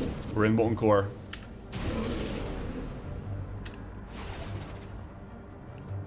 I'll loot that guy on the way back. I should check and see for ATT if there's anything we don't have from Molten Core. I'm pretty sure we have pretty much everything done. Oh, I gotta let these guys respawn. Or just do this.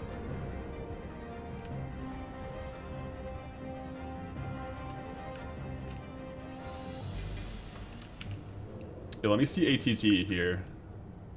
So Molten Core. The only thing I don't have...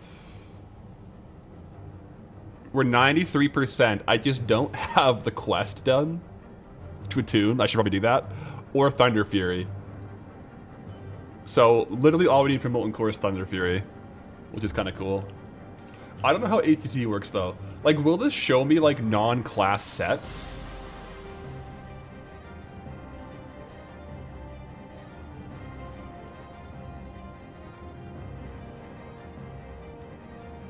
Like, I thought it would include, like, the class sets.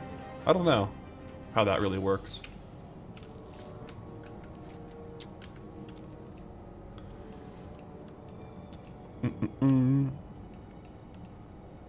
You have to set it to that in the settings? Oh, okay.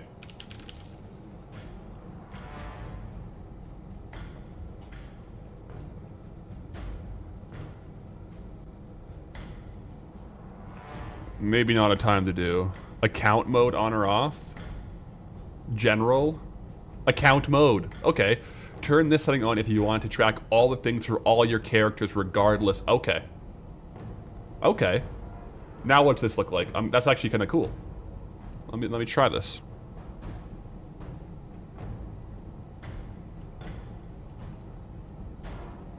Okay, so I'm 198 for 211. Like, how do I see...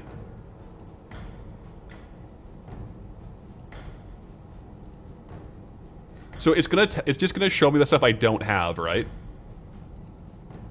Oh, it's all the patterns. Yeah, it's just the patterns. That makes sense.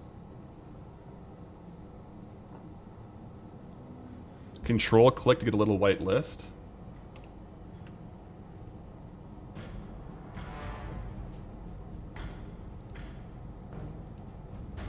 Yeah, it's just literally all the patterns. So, interesting.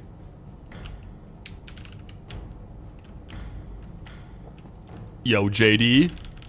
Greetings, traveler. I'm gonna take the long way around to try to get some more Blood of the Mountains while we're here. So I mean, like, we're over 90% completed Molten Core. We need Thunder Fury. We need... Well, actually, no. I should have Thunder Fury done because I have it on my main. Yeah, I'm done Thunder Fury. It's not even showing up because I have it on my Pathful Eric's. So it doesn't show up here.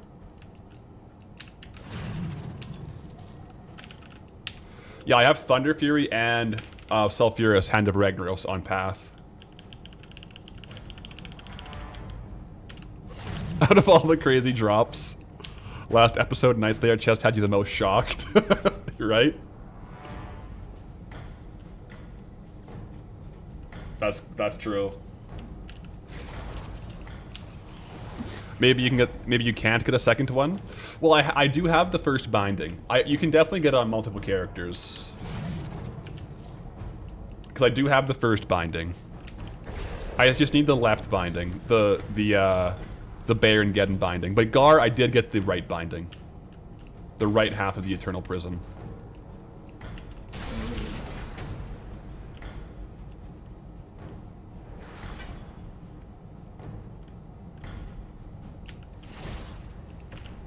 Will I open up the clams and go for golden pearls, or sell them directly?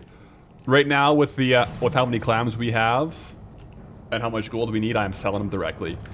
It's just right now with market value, not worth, on average, to open up the clams. You could get lucky on like a couple clams, but if you're gonna open up like a couple hundred and you want gold more than you want RNG hype, then you just sell the clams. Okay, so after we kill Gar here, we already have his binding. So let's see if we get a duplicate, and then I can do a prediction for the other binding. Okay, so no duplicate, guys. Let me do a YouTube poll. Will the left binding drop? Option 1, yes. Option 2, no. But I hope it's option 1. I'll do a Twitch prediction as well, guys. Start prediction. Will the left binding drop? 2 minutes should give us enough time to get in there and for you guys to do your predictions. So let it rip. Let it rip, lads. And lasses. It's about time. We are on run 43, or kill 43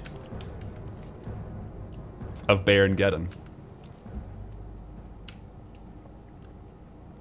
Are bindings warbound nowadays? Unfortunately, they are soulbound.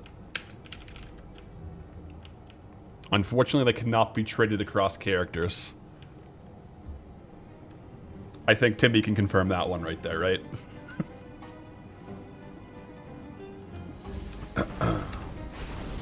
So yeah, you gotta get each binding on the same character. Today's the day. I'm feeling pretty excited, you know. We got the Encore music going in the background. I'll take out Shazra. What happens if we get it? Well, then we really hope we get Silithus unlocked soon. Because yeah, in order to like actually craft Thunder Fury, we will need to go through Tanaris, through Ungoro, into Silithus. Let it rip. Alright, guys. T-minus 28 seconds. I do believe I am recording. I am recording good. Just in case it drops. Nowadays, I just record like the entire day. Stop recording and it'll drop. I mean, you're probably right. Let me do a 360 no scope here. Alright, guys. It's time. In 3, 2, 1. Let me try again. In 3, 2. Alright, the loot didn't change. Well, I guess, you know what, we can't get lucky back-to-back weeks. Will the left binding drop? No, unfortunately it will not. Skamazed. Well, we'll keep going. I mean, yeah, the thing is, though, we can't even use it if we got it, but once we get it, we're going to be really hoping to roll Tanaris.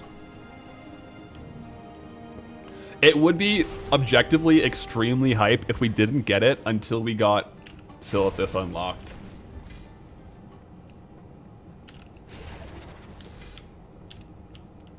Yo, Doctors M Fury, High Path newcomer, loving the YouTube content. Big fan of the hardcore and into Goldie so far. Great watching, love the community too. Hey chat, welcome in. Glad you're enjoying the hardcore and Goldie. We'll be on a hardcore tomorrow. Ideally doing a Zaltharok run is the plan. Cause yeah, retail will be down. Big patch day tomorrow, 12.1. So might be down for a while. Also, guys, Do you think we get... Do you think we get the Night Slayer chest back to back?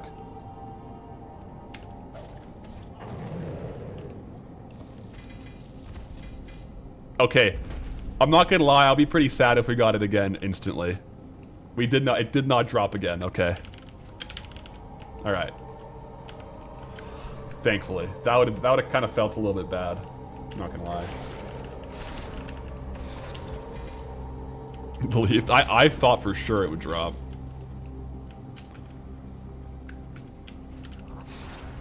Insane loot for classic. Yeah, we got, what do we get? Yeah, like, got some good stuff. We also got a sulfur ingot. I am stockpiling these, even though they're worth quite a bit of gold.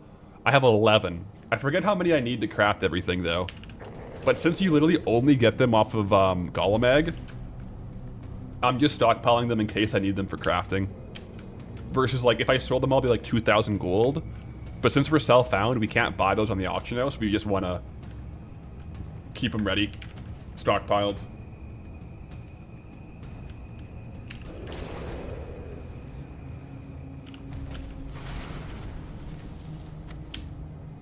Yeah. And now, hopefully we get something like the Orb of Deception.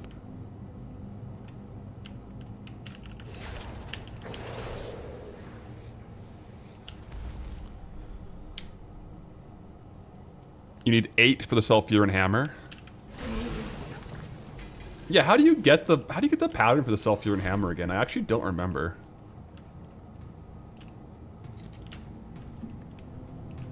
I actually don't remember that. Because we do have the Sulfuran Ingot. It's Upper Blackrock Spire. Oh. Is it the Thorium Brotherhood? I thought it was... Oh, really? They are from the Thorium Brotherhood in BRD? Well, maybe I can craft that, actually. Maybe that's something I should be looking into.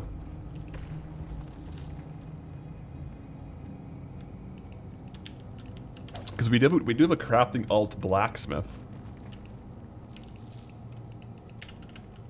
I'll put a pin in that and look into it.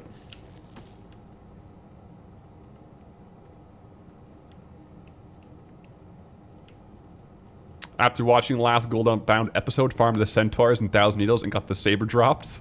Well, grats. How much did I put mine on for the auction house? I'm still trying to sell it, so I won't say my exact list price. But I am trying to be relatively aggressive on it.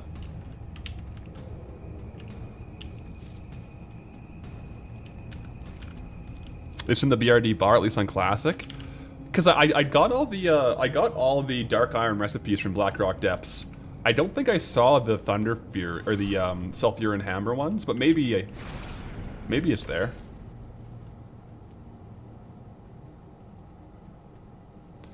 The prices vary wildly. Some days it's 20,000, some days 100,000. The crafting cost, like how much the materials are. It's probably a ton of materials. Yeah. Oh right, you need to have the alchemy transmute, right? I don't think I could make all the materials.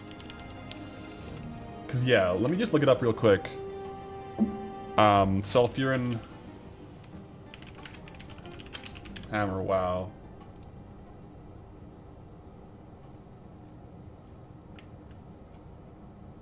Yeah, you need Arcanite bars, and so I can't get Arcanite bars yet. I forget which zone that's hidden behind, but I can't craft it yet. That's why. Okay.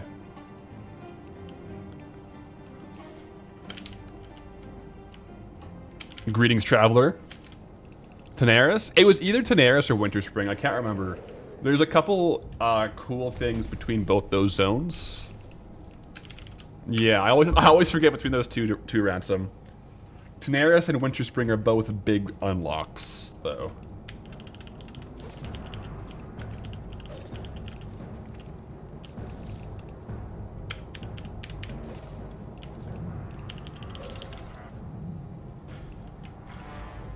All right, time for Ragnaros.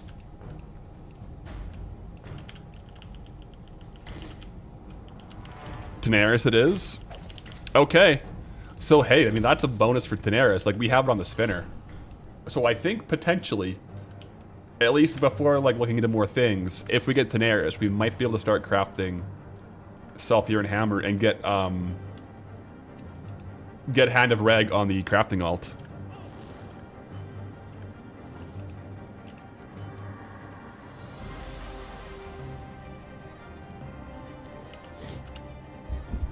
Thanks for the vid this weekend. A blast, like always. Was surprised we didn't afford a token yet. Yeah, it's one of those things where doing a lot of transmog farming in the zone is a bit of a catch-22. Because you do get a lot of item value, but unless you sell those items, the actual gold, like, I didn't do, like, that much trade good farming. Like, a good amount, but, like, that's the catch-22 of transmog. Most definitely. Mark some of these for vendor.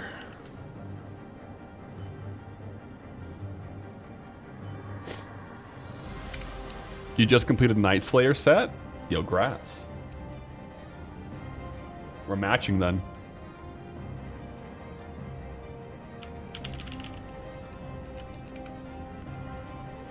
Alright, Reg.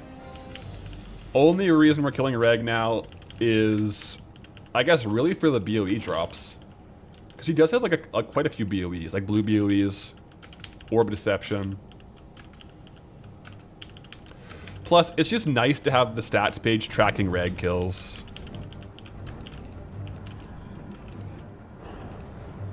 Leg Plates of Wrath.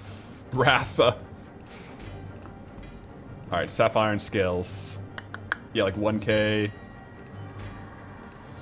And then a ring, the Eye of Atticus. Cool. Nothing crazy, nothing crazy. Let me go ahead and teleport out. I'm gonna do, before we go back to 1,000 Needles, I'm gonna quickly do Zul'Gurub. Chance at the Raptor. Go for another mount real quick.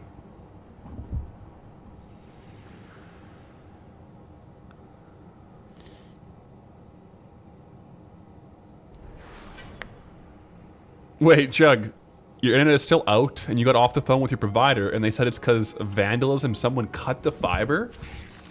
What if you sabotaged you and your hardcore day? Oh no. Wait, someone cut the fiber lines to your house? That's crazy.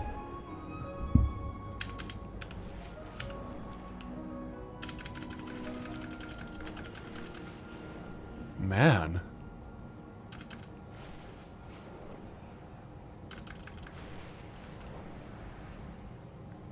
Yeah, because we got hard. Hopefully they can get it fixed for tomorrow. Hardcore day tomorrow.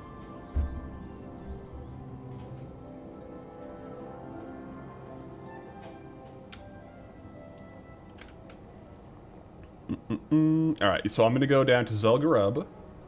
ZG. Not rare to happen. That's so lame. That's so lame. Probably the same people that undercut by, like, on trade goods by, like, 1 gold or cutting fiber. Maybe it's a over generalization. A little dramatic, but, you know, probably the same people.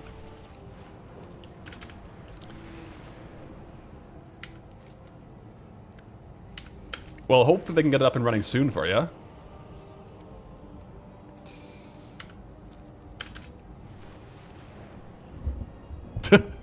Jelen from YouTube chat is asking if you upset your girlfriend.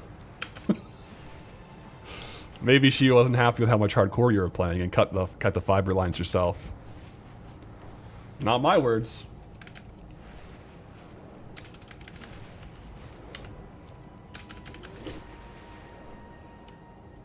Dramatization. Yeah. That's what I was trying to say.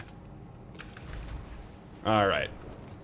Stranglethorn fishing competition. We did win it recently. We got the hook of the master angler. Super cool. Turns you into a fish. Not the fastest fish out there. But yeah, quick Zul'Gurub run, and we should be good to go. Rusty. Sounds like Chugley needs to pack up his PC into a laundry basket and hike over to Path's house. Yeah. 100%. And then we can carpool to the airport. This is the way. This is the way.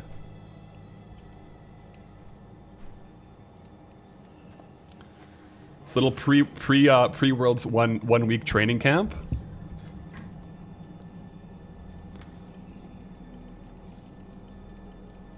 I'm down.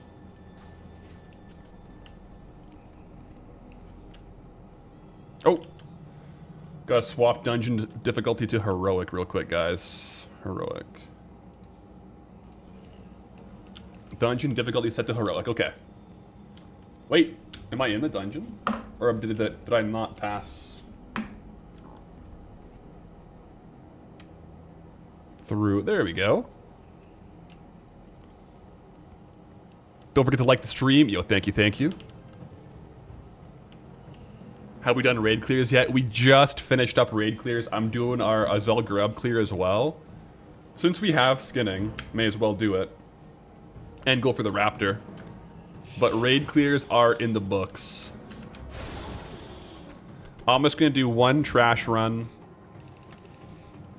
of Zul'Gurub while we do the Raptor, and then we'll go back to 1,000 Needles and continue farming. Did we get anything? The big things now we're going for is the Nixia Drake and the next binding, and no luck today. But we can't complain. I mean, last week we got the Night Slayer chest, so we're not going dry this month. August has been a really good raid drop month, so it's good. When I started the challenge last year, how far did I think I would be by now? Doing better or worse than I thought at this point?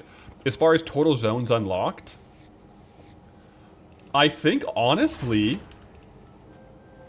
a little better or on pace. I kind of thought it might be like averaging 4 weeks per zone, with like some zones being like 2-month zones. And recently we've been closer to averaging like probably like 1.8 zones per month. So it's pretty good lately. Some of the earlier zones like Elwyn, Dunmorrow, Redridge, those were pretty slow.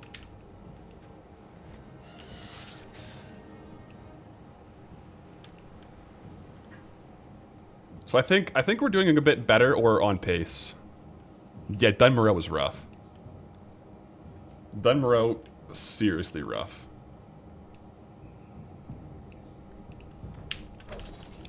You don't think you upset Chug GF? Well, that's good. So probably wasn't an inside job then. Probably just some vandals.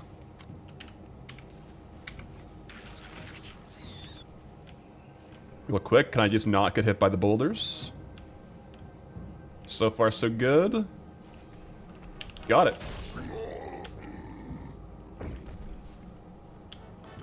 Might have been lizards. True. And not just playing a bunch of hardcore too. Yeah. I think it's one of those things where although hardcore is technically downtime on the Goldbound challenge, I think as far as over the year as a net, it probably increases my hype on Goldbound. Or just having other games like a little bit to play in between. I think if I did 1 year of like the only version of WoW I played was Goldbound, I think for a year I'd be vibing, but I think at that point it might start to get a bit burnt out on it, which I think the hardcore and those other like the one-off challenges have really helped prevent that. Because like right now I'm super duper stoked on Goldbound. Alright guys.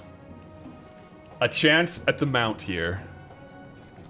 I do have to use the washroom, so we can do a quick prediction. Will the Raptor mount drop?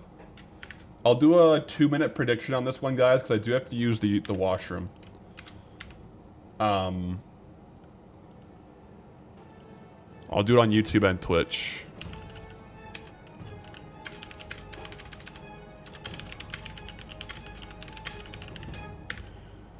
Option 1, yes. Option 2, no.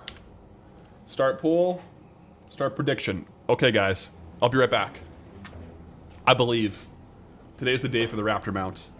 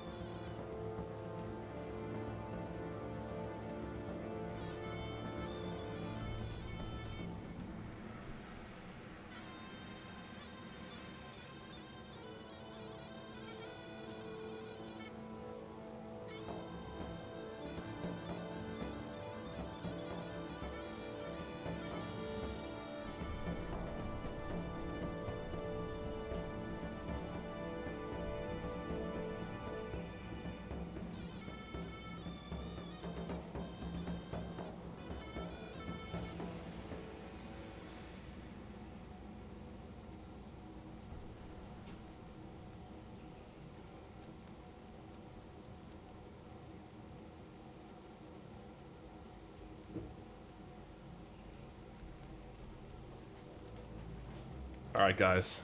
I also got some water. Let's see. Plug the headphones in. Raptor mount. 5% vote yes on Twitch. 56% vote no on YouTube. It's a no. It's a no. Well, you know what? That's fair. It's I think it's like 1% or lower on that drop, right? I'll finish off the run. I'll do some skinning, and then we'll get back to 1,000 needles. Mailbox clear, repost, undercut, scan. I could check the transmog alt too. Next time? Yeah, next time. I guess while we're here, we can use... Yeah, we still got the tiger mount. Oh, it's the Swift Zulian Panther. We did get this one though from High Priestess. It's a good mount for sure. So there are 2 ground mounts here. Although yeah, we did just get the Dire Wing, so we also can't complain too much about drops because we've gotten pretty lucky last week on drops. Or at least not unlucky, you know what I'm saying? Like, pretty good.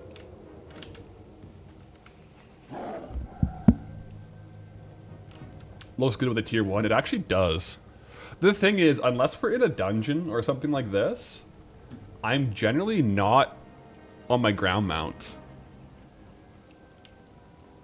So I never really get to see it. Because this is by far my favorite ground mount that we have right now. Well, actually, Grizzly Hills Packmaster also looks super cool. I love the fishing rod with, like, the lantern. I don't know. I think it's really cool. Really cool mount. Yeah, we'll finish off this one run, get a couple of these, take a look at the prices, because sometimes these are extremely valuable.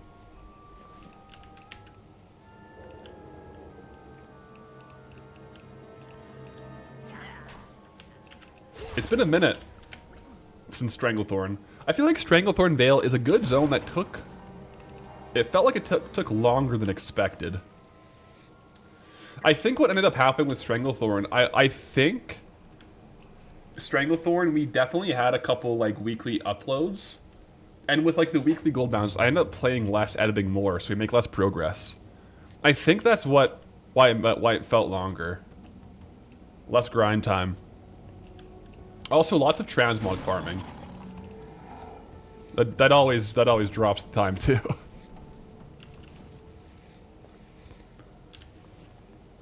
Yo, Sillies, greetings, traveler. See, we're in ZG mount farming. Yep. Just doing finishing up our raid clears for the day, and I figured I would do a ZG run. First attempt on the Panther, sorry, on the Raptor in a couple days. So, no dice, but just doing the one run here. And since we're here with skinning, I'm gonna finish off all like the skinnable mobs, and then we'll be back in 1,000 needles, doing some more skinning. I'll do an auction house check too. And relist, repost. Wish we could have done the Secrets of Zelgrub when we were in this zone. Yeah. Yeah, it would have been an interesting angle.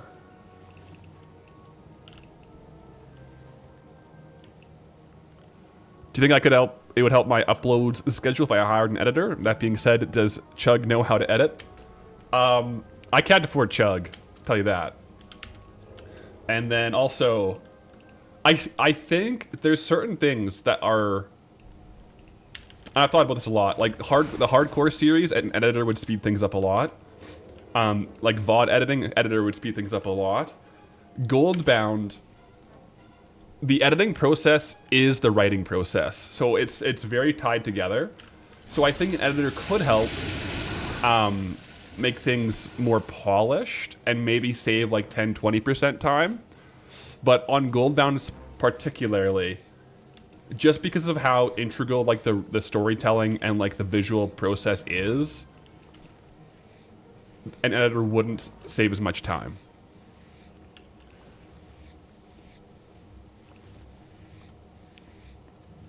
It would be... They could definitely probably have a more polished product, though. Maybe we should next do a chug edited episode. You like the haircut? Yes. Oh, thank you. Yeah. Yo, appreciate that. I guess I could show it off later. I did get a haircut and I trimmed up the beard. I had a family wedding this past weekend, so we tied it up a little bit.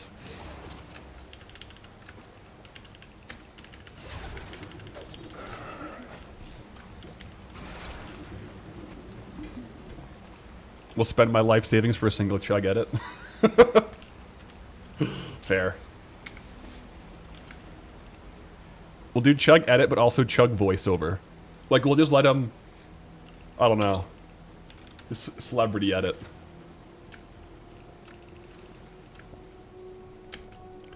Alright, but that's the zone, so let me go ahead and... Or that's the run. Let me go ahead and hearth back to Thousand Needles, to Vendor, and get back to farming. April Fool's Day does the entire episode. That'll be fun. That'll be fun. I know he does want to do a bit of YouTube at some point, but he's been a busy guy, so.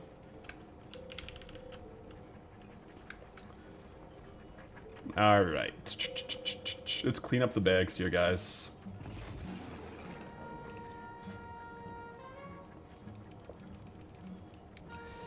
I got a lot to probably Vendor. All this stuff is just like, you could disenchant it, but I do not currently have enchanting. And we're about to go skin, so I don't want to drop enchanting right now. So the Vendor it goes. We'll keep those though. A couple good items in there for sure. Goblin music is so good. Chug's guide on how not to make gold. Actually, that would be awesome. And it's just him buying boosts. Getting 2.2k to arena by like spending all my gold. That'd be actually hilarious.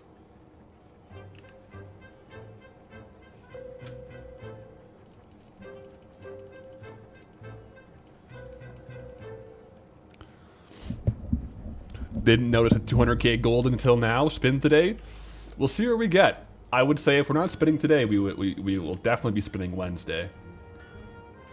Speaking of which, though, let's go ahead and post everything. WoW token price, it did go up a little bit. We'll do an undercut scan here, repost. See where we're at. We got undercut on pretty much everything. I'll repost heavy hide and all that stuff, but probably not the other ones.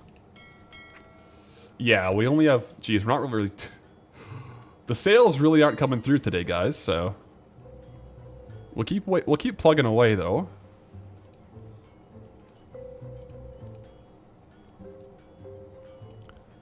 We do have some more materials here. Elementium and thick leather and stuff, so... I should have the dragon scales too from Chromagus. From our Blackwing layer run today, right?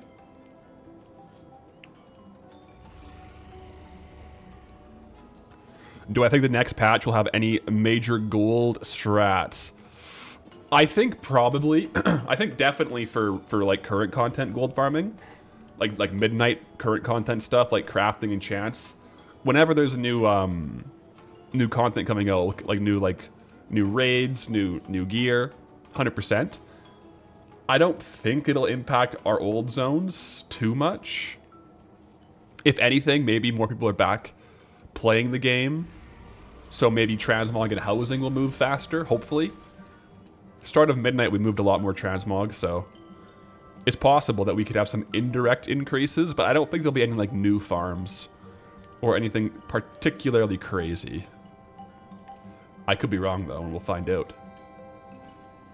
Yeah, I think housing increases might be, like, the biggest thing. We haven't sold much housing in the last couple of weeks, now that I think about it. I've been listing it, too. All of it.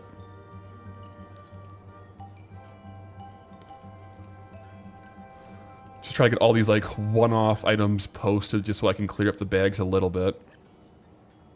Oh, wow. Primal leather is 33 gold right now, guys. And primal bat leather is 34. Dude, Zelgrub trash clears right now are good gold.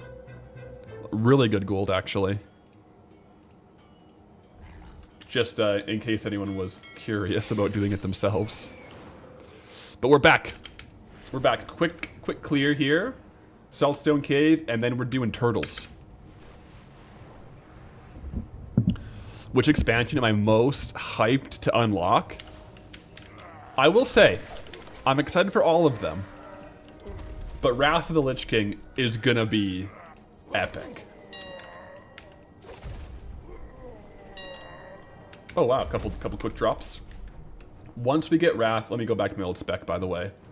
We're gonna be doing, eventually, invincible runs. Man, Wrath is awesome. Track treasure, enabled. Okay, we're back.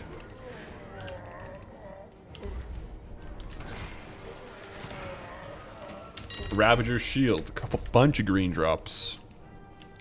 Are turtle scales moving? They are. They are. I've sold recently. It doesn't have all the data there. I sold quite a few recently. I definitely have moved a couple. They're not the fastest moving items though. Like as far as trade goods go, clams and turtle scales and turtle meat, you can sit on them for a couple, like a day or two sometimes. What are the turtle scales even for? Well, I know they are used in a couple classic transmog crafts, like turtle scale sets. So most of them are probably sold for people who are either making the transmog for themselves or like basically like buying the materials, crafting the transmog. Because they are relatively rare transmog recipes to have. They're not from vendors. And they're not from like trade skill masters.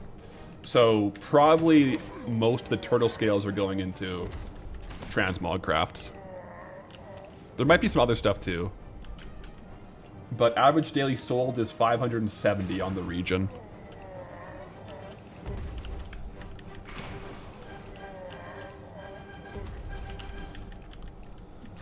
The music in this cave too is so sick.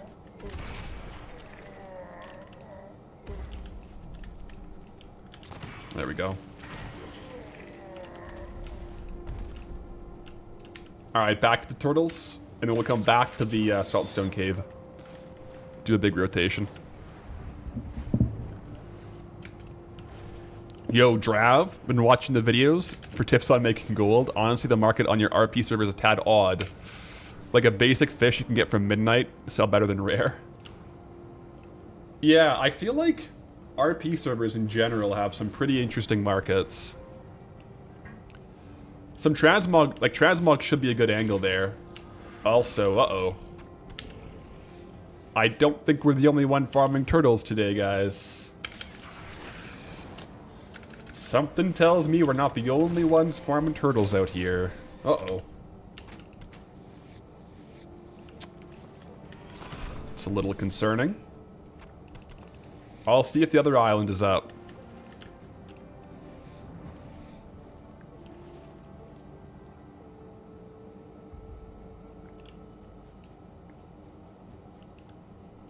I'm gonna do the Wrathgate questline. Like the questline to go into Wrath? Probably. If it's in the game still, probably.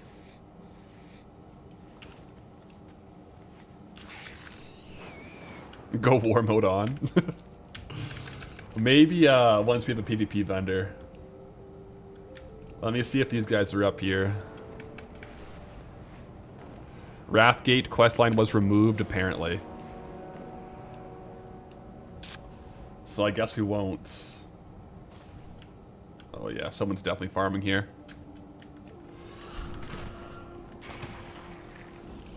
Someone is definitely farming here. So, let's see. If they're still here, I might have to like forfeit the farming here. it is kind of first come, first serve, because they're going to know the spawn times, and they can camp it a lot better than me. Worst case, I can do RFD for, like, herbalism and stuff. That's the second best consistent farm. It's herbalism and it's vendor gold, so we could do that. I'll see if I can get onto the right spawn timing, though. Hey, Swallow, you're heading out for the day. Good luck, have fun. Yo, catch you later. See you tomorrow on the hardcore Zul'Farrak. Stay safe out there.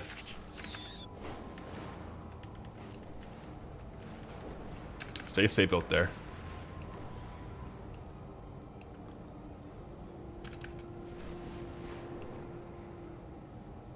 Chug Life, you're back online. Oh, let's go. Well, we were just saying something about you. Oh yeah, I forget though. Your comp is back up and running. You had your internet problems, right? So I feel like, yeah, maybe test out the waters on not hardcore WoW before you could fully commit to logging back into hardcore, I would say.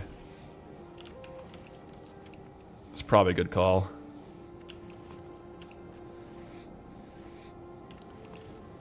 Yeah, I'll do a little bit more farming here, and then we can check on the transmog alts. Because the last I cleared the transmog alts to check for sales was this morning. So it's possible that some sold while we were live, but I'll check before I log out.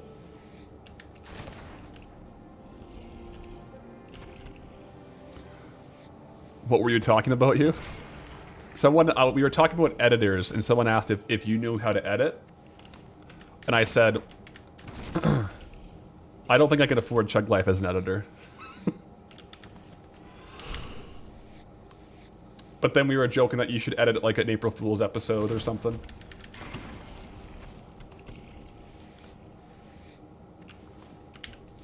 Yeah. So it looks like we might have gotten the spawn here for the turtles. Let me go to the other island, see if we can get a good rhythm going. Because I haven't seen the other person that was farming here. Apparently there's like a ton of people camping RFD though. Because, like, of course, I talk about RFD in my video, but apparently Student also posted a RFD gold farming video, like 100 runs of RFD. So, little double whammy on the gold farming content creators dropping RFD content. So, just be warned, there might be some competition as far as people farming RFD. I did notice Saltstone went down a little bit on the last free list. Coincidence? Possibly. New blacksmith plans here. Those actually look very cool.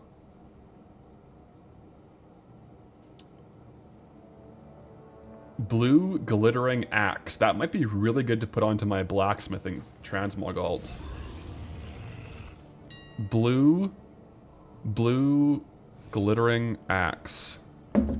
Blue glittering.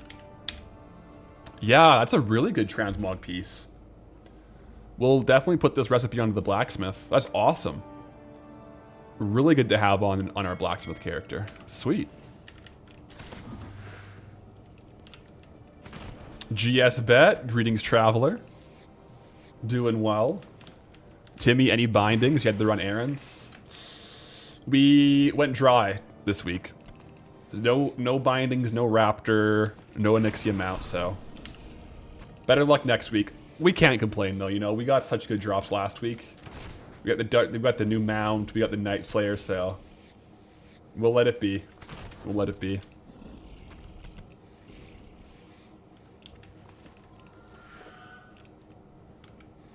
Yeah, we'll go back to the Saltstone. Oh, no, they're actually still spawning.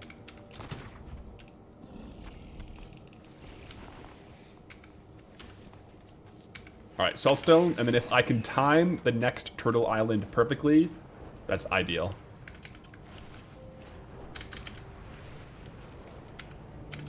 We got another World Epic? We did, yeah, actually, that's true. We got a World Drop Epic today. Where'd it go? Did I vendor it? Probably vendored it, right? Oh, I was joking. Did I actually vendor it? No, I did. Okay. For a second, I thought I did. No, we're good. The Gloves of Holy Might, we got those earlier today, yeah.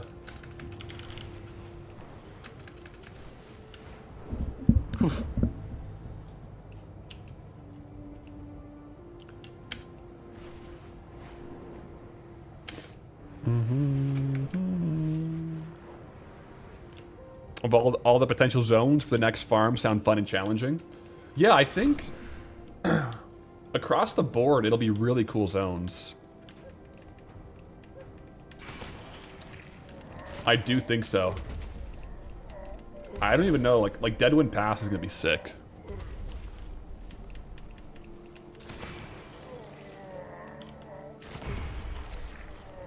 Am I not trying to go for Sulfurous? Don't think I mentioned it in the videos. I am, kind of as a backlog thing. I can't equip it on Goldie though. So it's less of a storyline narrative.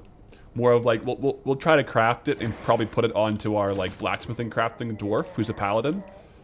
But I can't equip it on Goldie. We do have the Eye of Sulfurous though. I think this is a little fake value, yeah.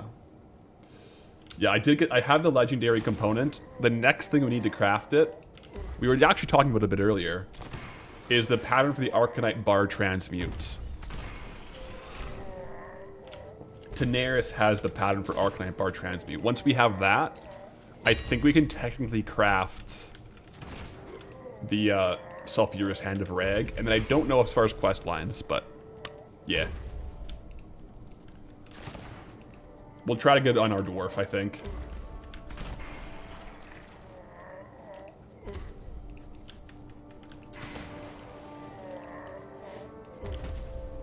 Why didn't I list it on the auction house yet?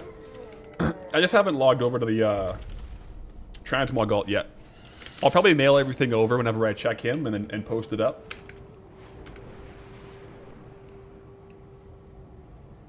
But we got thousands of items over there, so we rolling with it.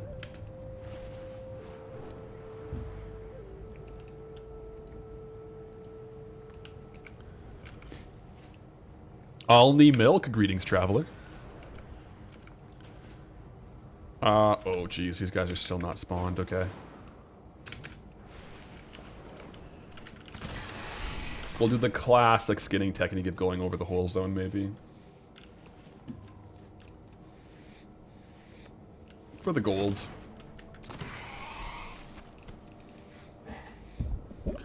Vuran, greetings, traveler. Just finished your TikTok stream. Hope gold farming is good. Gold farming is good. Just hanging around. Hoping for some big drops, but, well, really, I mean, we're hoping for consistent gold to get the token. Sales today have been a little bit slow, but that's alright. Yeah, these guys are spawning now. Sweet. I think we have the spawn time, which kind of means we have the spot. So, that's good.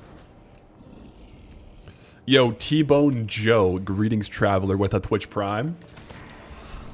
Appreciate the Prime.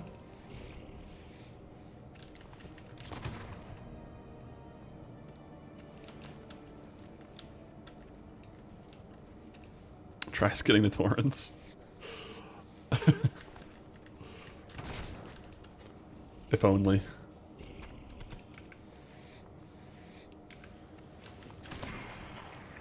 I mean, we might have killed these ones a bit early. I think they're still gonna respawn a little bit.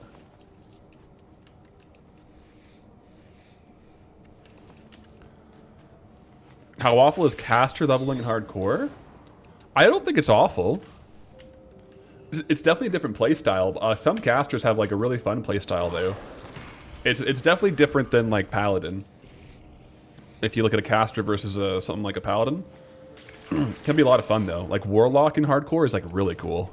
Mage, really cool. Yeah. Hunters can be cool too. Hunters can have like a super crazy damage though. Especially with pets.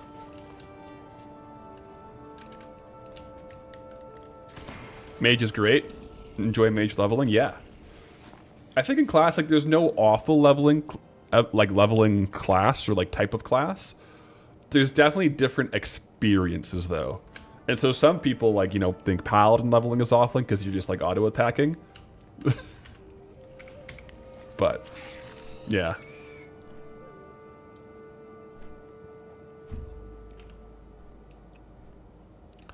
That's a lie, warrior's a grind.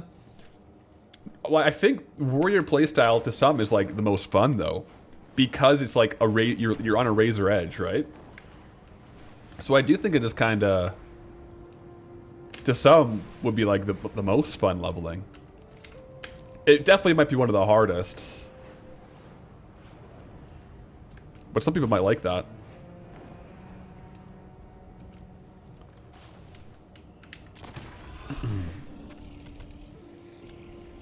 Yeah, we're, I think, a little too early on the spawns here. Yo, Sunny, love the idea of Goldbound. Did I choose Rogue because it's my favorite class, or just the best for farming gold? Sunny, ironically, neither. The best class for farming gold is Druid, and my favorite class is Paladin. So, when I made the first episode of Goldbound, I was kind of just, you know, playing around for fun, and I was like, you know, I don't really have any rogues. Maybe I should make a rogue. And the rest is history. I think I put like 10 seconds of thought into it, onto what class. But I've done Druid series in the past, so I knew I wanted something different, because I have like a whole bunch of Druids at like level 80. So I wanted something different, and then Rogue does open up different farms. So Rogue does open up like pickpocketing farms, makes lockpicking easier. And there are some Rogue unique farms, like, down the road. So it ended up being cool, but... Yeah, there is no real rhyme or reason to it. I think there's something to it being suboptimal, though. Because so much gold content is, like... Especially with, like, current content in Midnight... It's very optimized, over-optimized. And I think part of what I like about Goldbound is it's like, I'm just trying to have fun, explore the game, and not necessarily be like fully optimized. Because right now, like, we're farming turtles, which is pretty good gold per hour, but you could get 2-3 times more gold per hour doing world quests in Midnight. So I think it's, yeah, I think it is a good angle.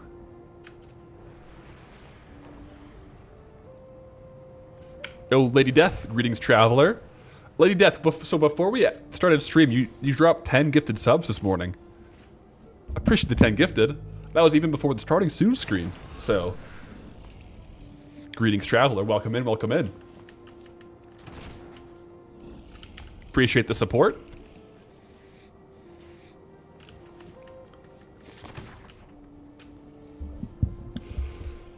But yeah, I do think any class you do will have a cool angle.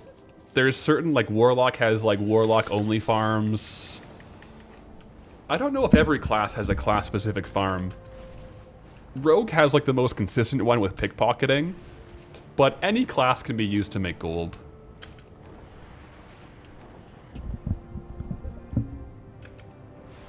Can't imagine the series without a Rogue and pickpocketing. Yeah, now it's on brand, right? Now it's on brand. But objectively, Druid is probably the best gold farming class. What would be a Warlock-only farm? There's, the Grimoire, it's in Pandaria. It's like the Isle of Thunder rares, right? Where you can kill them and get like a... It's like the Grimoire to make your spells fell. That's one. So there's certain class items like that. The green Fellfire, yeah. There's some for mages too. Mages have tomb farms. I don't know if all classes have something like that. And a lot of them are like in a specific expansion, so it's not gonna be like super common to get. But yeah.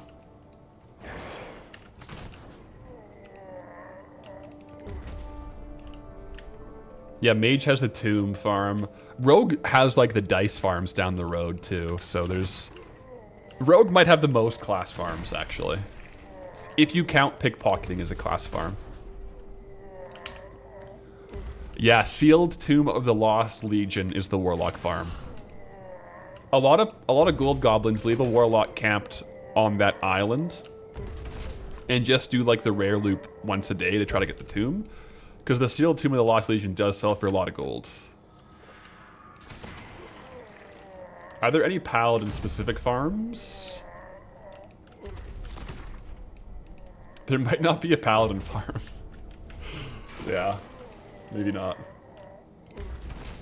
But then again, Paladins would have their own bonus of like, I don't know. There'd be something. We'd make it work. Warlocks can farm soul shards. Imagine if soul shards could be sold.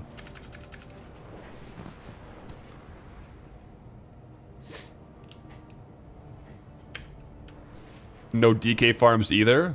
Well, hey, there might be something in the Death Knight starting zone. The Ebb and Hold or whatever it is. Or like the, you know? Like maybe there's something there. Maybe. Not that I knew of, though. At the end of the day, though, gold farming for me, it's a fun way to play the game. And so if there's a class you just like enjoy the fighting style on, we do have competition. Then like whatever class you enjoy playing the most is the best class to farm on.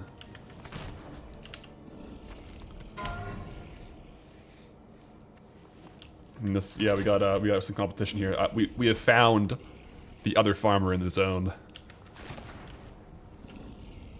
We're competing for the turtles.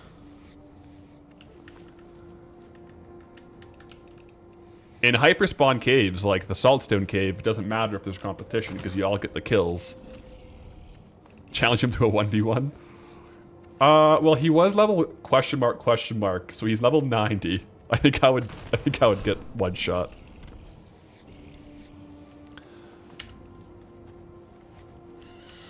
Yeah, hunters can loot from range using their eagle. Yeah, yeah.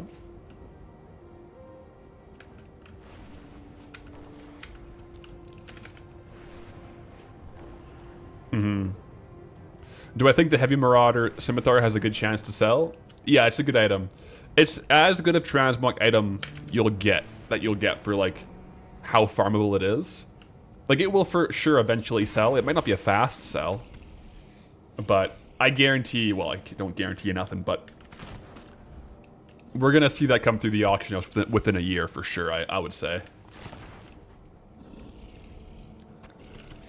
It's one of those ones where like it's at the very least it's on ATT. So someone might look and see, hey, I don't have this, and snag it, right?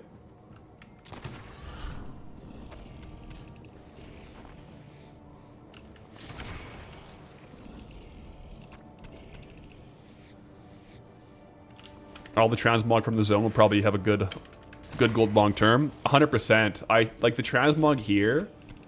Total item value is very high. So it'll be like a long-term, kind of like long tail, slowly selling off all the transmog we got in this zone.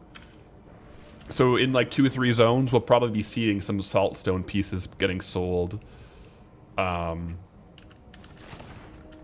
be a backlog boost. I think after this zone, like once we're done, because we have so many items from this zone to sell on transmog, I'm gonna trim my transmog stock so that I have a higher average list price. I haven't trimmed it for a couple weeks.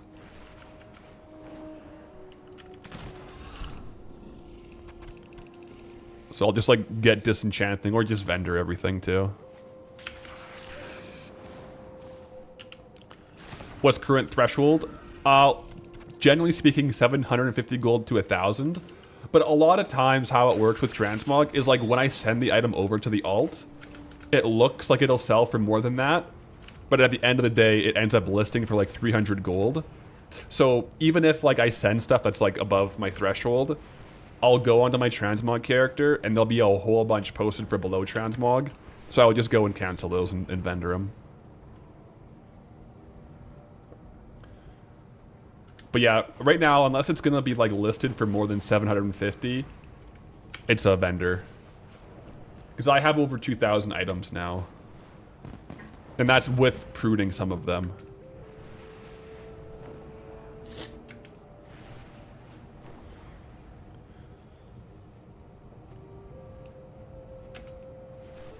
TBH, surprised we're not done the zone yet with all the drops and trade goods.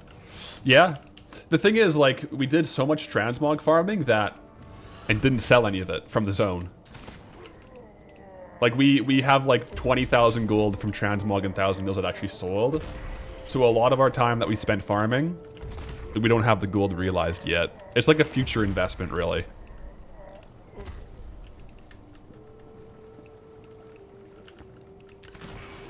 But yeah, now we're just going for the consistent gold, so we should be out this week.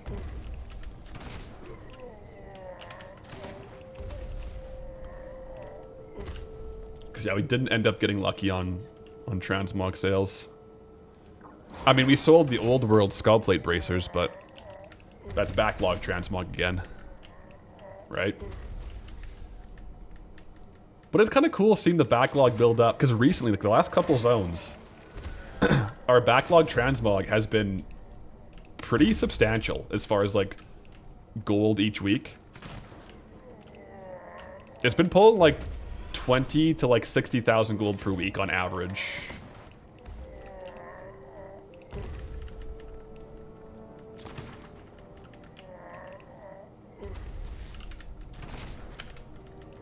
It's a future investment once we roll Moonglade. Yeah. We may indeed be hoping for some sales while we're in Moonglade. I think you're right.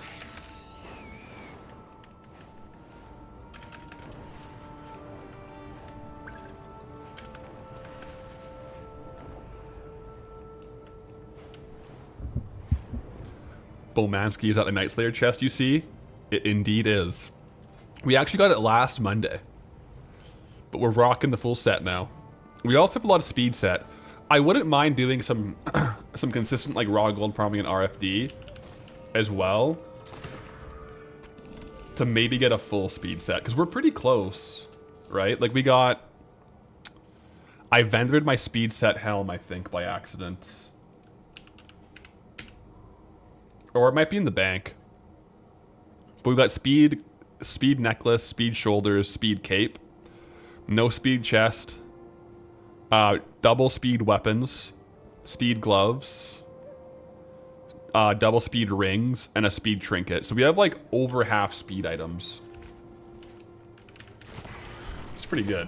Like now we're up to 8% move speed boot bonus.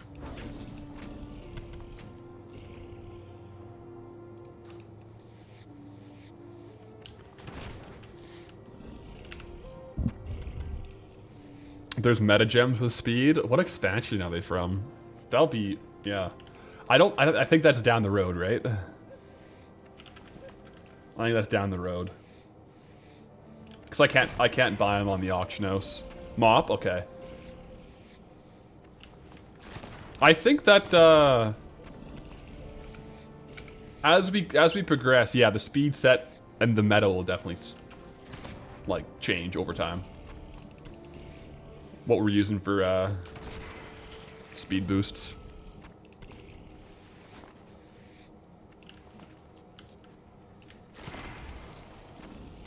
Would love to see me do some similar things, not a series, but like more of a one-off in different games. It should be the prep time to get characters to a certain point, though. Yeah, I feel like my best version of a challenge that I can do in different games is Double Down. Because Double Down, you start from scratch, and it helps you scale up a little bit. So like I did do a Double Down in RuneScape, which was fun to do. So I think that's kind of like a good one to like explore different games with.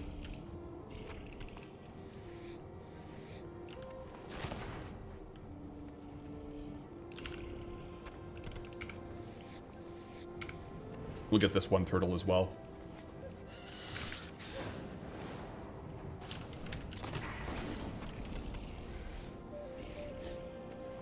More speed would come from BFA Azerite gear, yeah. Yeah, once we get Heart of Azeroth rolling, GG.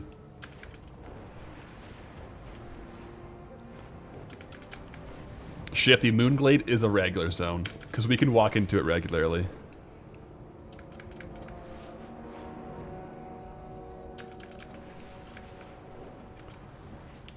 I think the other person farming here left. We might have scared them off. So, more turtles for us, I guess. Yo, Vuran with the super chat. Would love if I checked the chicken vendor by the pirates. You love chickens. I gotta check it. There's a lot of things. Not a lot. Like, there's quite a few things in the zone that we didn't get a chance to talk about in the video. Chicken vendor being one of them. When we go over to the pirate cave, or not the pirate cave, the Saltstone cave next, I'll have a quick peek. Have a quick peek. There's also like there's quite a few notable green BOEs like off of different mobs around the zone too that didn't even talk about yet. So those should be in the next episode, and then we spin probably, because I think we're going to be spinning today or Wednesday.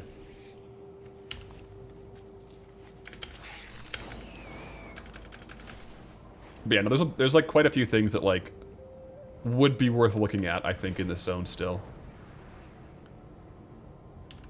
Sometimes when we finish the zone, it's kind of like, yeah, that's pretty much squeezed dry for potential farms. Whereas here, there's some good farms, but there's more that I could test for sure.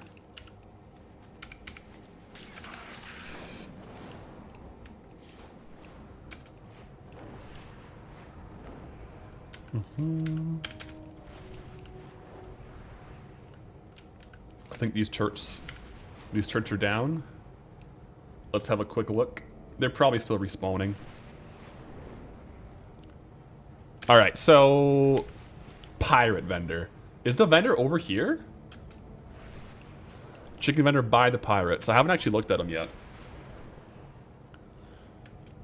Ovi Bella, greetings traveler with a Twitch Prime.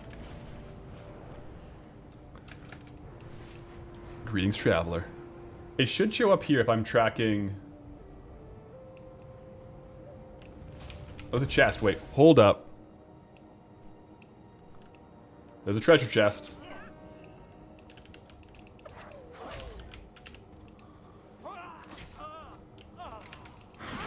Pause. Oh wait, Scorpashi cape, nice.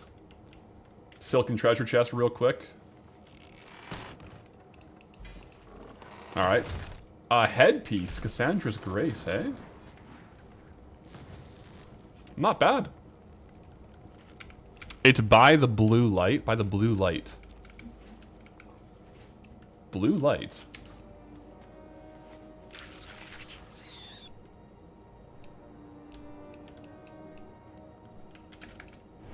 It's by the blue light. I don't know what a blue light is.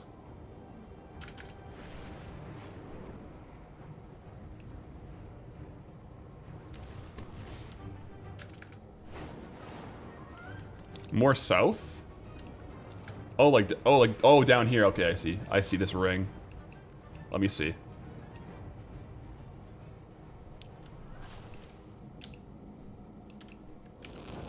All right. Okay. I hear that you sell chickens. He straight up just sells it for gold, eh? I mean, I can grab one. Yeah, the sale price isn't too crazy. What if you cage it? Is it better if you cage it?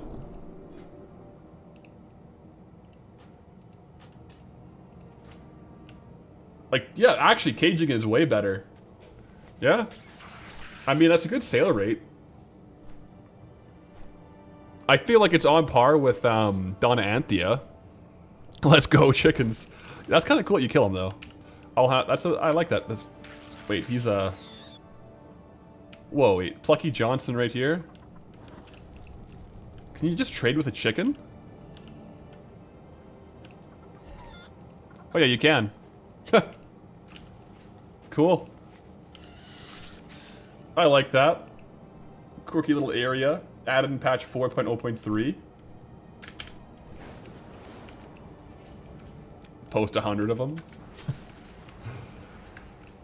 That might flag which character's posting them. Yeah, for selling you would sell one caged, one non-caged for sure.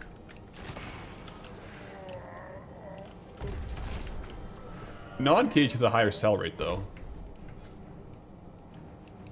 Higher sell rate and a higher value.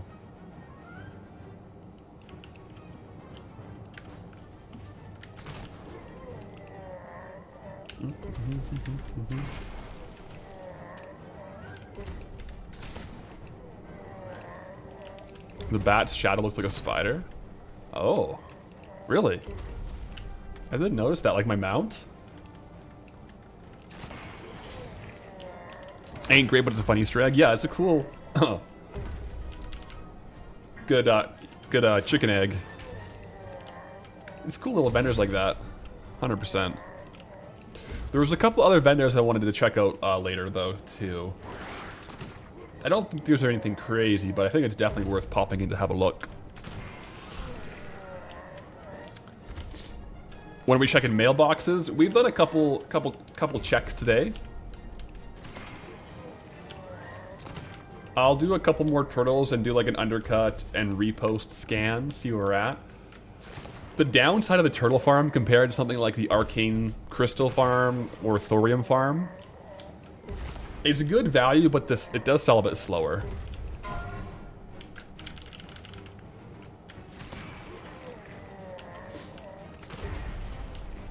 So compared to other ones where we kind of like farm and pretty much sell everything within an hour or two, the turtles, it does sell over a little bit more time. So I gotta be a bit more consistent on like undercutting and reposting to get the sales. But we'll check in a little bit, I'll say. Oh yeah, let me check the mount. The shadow. The game could have it coded as a different shadow if they didn't do a shadow animation for the mount. Oh no, I think they did the mount animation, but it doesn't get the webbing on the wings. That's interesting. The shadow. Just the bones. Yeah. That is interesting.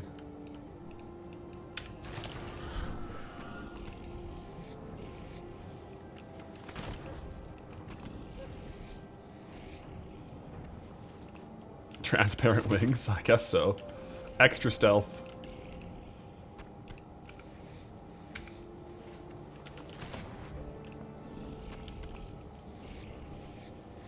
But yeah, the silken treasure chests are good.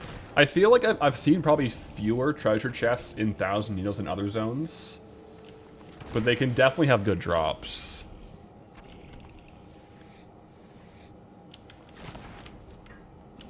Not Blade of Hannah, you mean Hanzo's sword? Because I think it's the same chests as in Blasted Lands. And we did pull the Hanzo sword from those ones. And then we sold it as well. So that was one of our better, probably, chest pulls, because we got it and sold it. We didn't sell it in the same zone, though.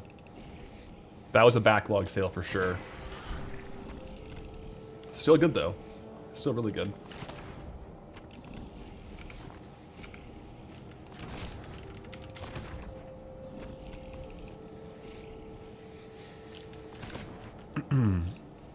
Yeah, I guess you could do like a route going over all the spawn locations in the zone. That's true. I probably haven't gotten as many this time because I'm not really doing like dual gathering farms, like flying around the zone. The underwater farming was pretty bad, to be honest.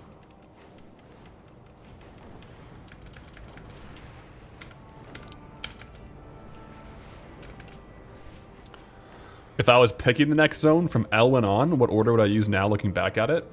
Oh, like from the very beginning? I don't even know. I feel like Elwyn to Redridge was good. It just depends what you're going for. Because like I feel like generally speaking, I would probably say... Like, I would probably go in a similar order as you would play through in Classic. Otherwise, like, you end up picking the best gold farming zones, and then you're left with, like, the worst zones.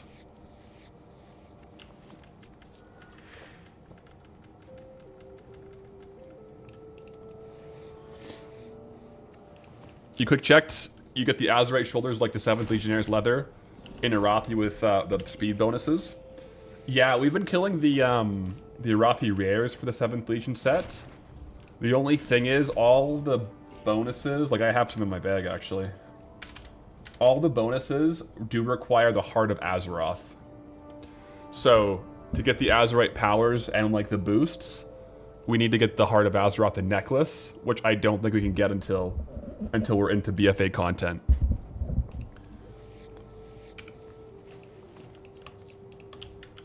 Depending where the quest line goes.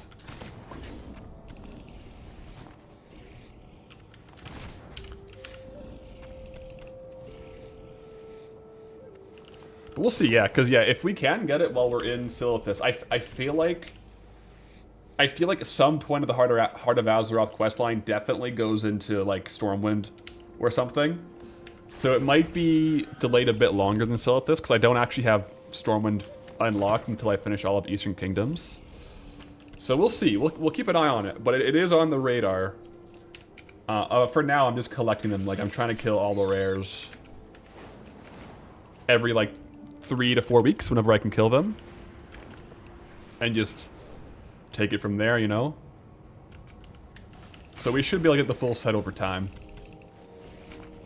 Because that would be cool. That'd be really cool.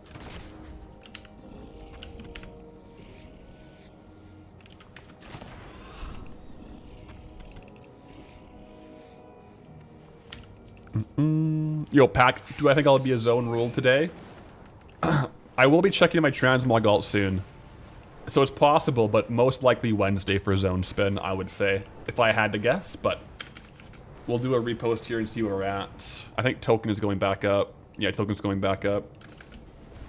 But we'll see. It's possible that we could do it if we end up getting a good sale. I might do one more cycle here of Saltstone Cave and Turtles and then repost all my materials here.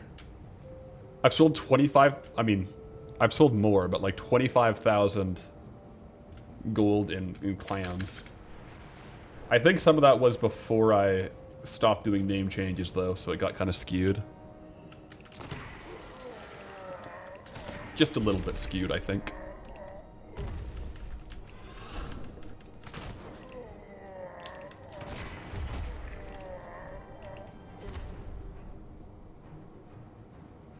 Do I look forward to unlocking the Veiled Stairs in Pandaria?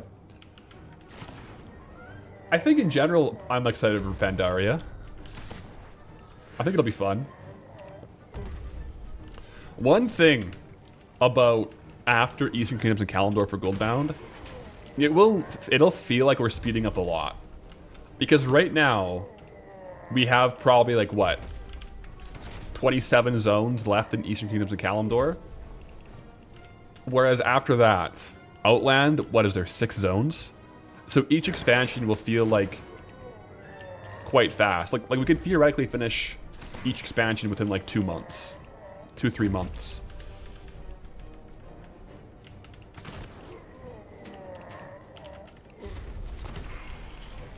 But yeah, we'll be finishing off Eastern Kingdoms Kalimdor fully before heading out to Outland. And then I'm just doing release order. And at that point in time, we'll see. At that point in time, we shall see. Depending on how much gold we make and how much backlog we have, we might increase the unlocking to 2 tokens or something. I don't know.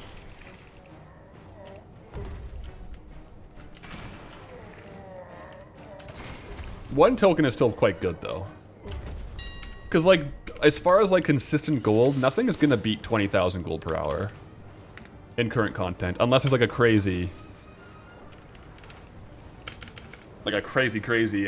farm, like a hidden one. Most like dual gathering won't break 15k.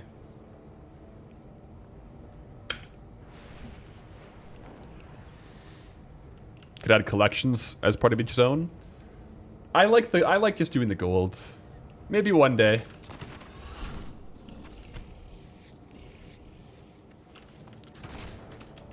Maybe one day. I think I would like to do that as like a different challenge, though. Collection log versus gold. I just love farming gold.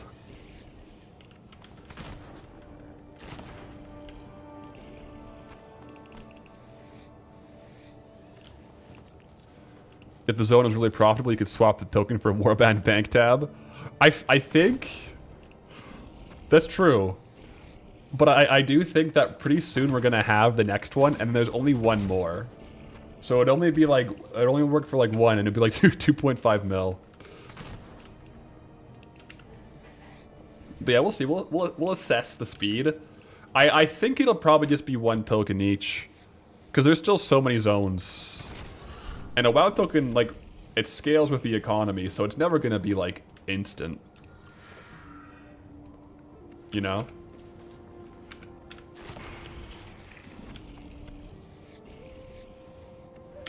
Even, like, farming a WoW token in current content isn't, like, crazy fast. It used to be, but that's the beauty of it, because it adjusts, like, with inflation, so it'll always be scaling a little bit. Who knows, maybe when we're in Battle for Azeroth zones, the token will be like 800k. It could be. Especially with how much raw gold is coming into the economy with World Quests in Midnight.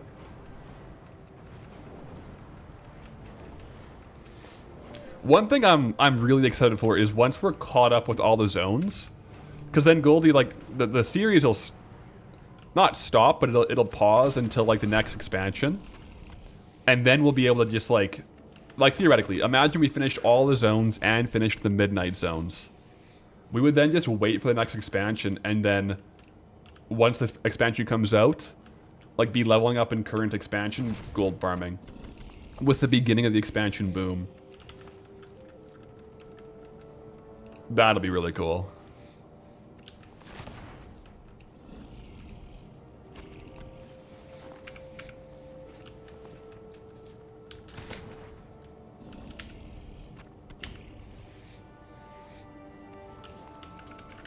Yeah, it looks like the other person farming the turtles today decided to maybe go off perhaps somewhere else, which is okay for us. Not complaining. I will do a quick repost though. Vendor everything, repost. We should probably see where if we have any transmog sales too. So let me repost all this first. I'll do a undercut, cancel scan. Pretty much, like, man, everything is undercut. Yeah, literally at 100% of everything is undercut. I'm going to cancel the stuff that we're definitely reposting.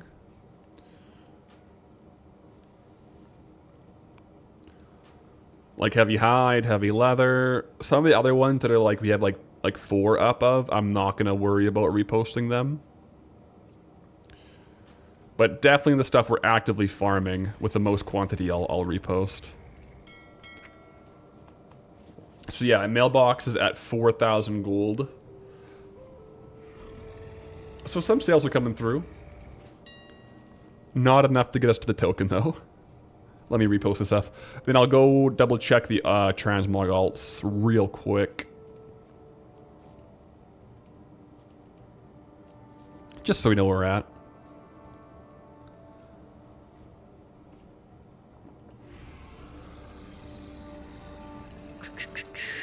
There we go. Yeah, doing 12-hour reposts here.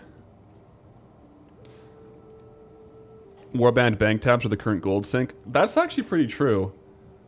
Millions and millions of gold go into buying the Warband bank tabs and takes it out of circulation. Yeah.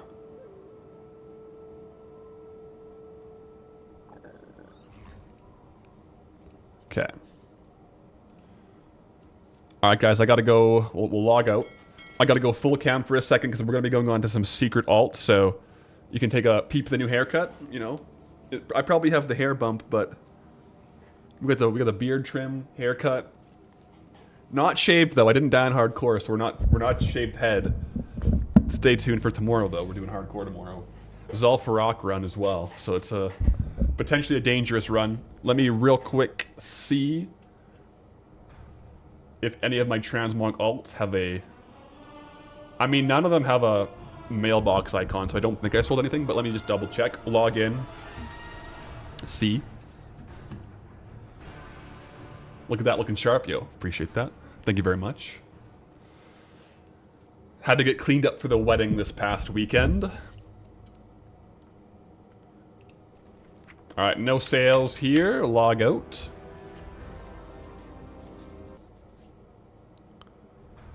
Stream summary. Oh wait, this is the AI stream summary. Pathlyrix is still farming turtles and Thousand Needles, checking in on Auctiono's reposts, chats buzzing over Goldbound zone order, future Pandaria content, and WoW token inflation. I sometimes find the AI stream summaries so hilarious. Yeah, they always have interesting summaries, yeah. It's kind of cool, though. Yo, make greetings, traveler. Alright, logging into my next alt here to check on any sales.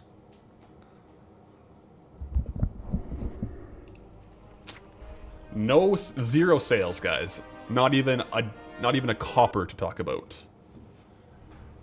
I relisted this morning though, so we'll see. Maybe overnight. Back on Goldie. So with that being said, it's not looking good for a zone spin today, guys. I think for a zone spin today, we probably would have had to get a sale, but I'll do some more farming here, get some more consistent gold flowing.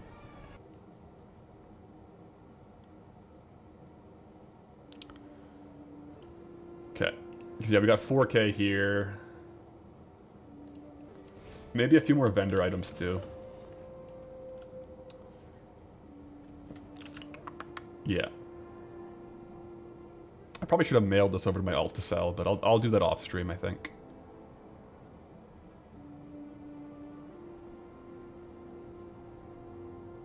As a part of the chat, you'd like to buzz about EU token price going down and being happy about it? Wait, is EU price going down for the token?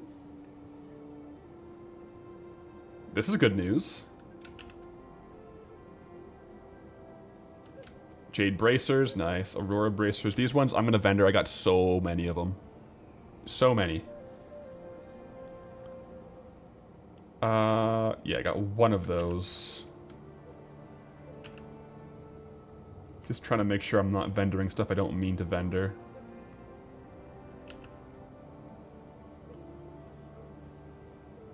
Yeah, we definitely got some item value in our bags, though. Definitely some item value rolling. Okay.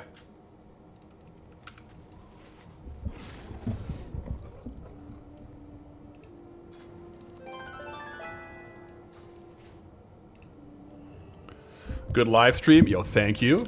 Turtles are up. We'll kill them. Skin them. Let's go. It's like 20,000 gold down compared to last week. That's good. NA token is pretty similar to last week, so EU token has came down in comparison, but we haven't moved too much. King Charles just died. Some radio station just dropped the news. Oh wow, really? Is that's not fake? Oh geez, that's crazy.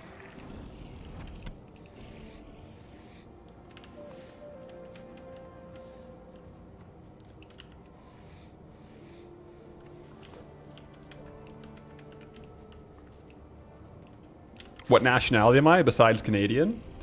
Well, I mean, like, probably like most Canadians who are like third or more generation Canadians. It's like a lot of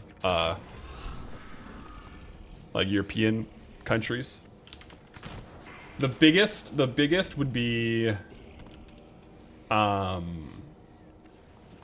like my great grandmother was from the Ukraine. And then a lot, then we also have like a lot of like some, on my dad's side, Scottish heritage, as well as Irish heritage. But it's like, I feel like once you're like 2-3 generations in, it's just like a mix of everything. I don't know.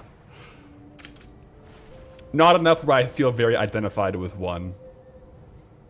That was a mistake, he's not dead. Okay, so fake news, King Trutle to not die, guys.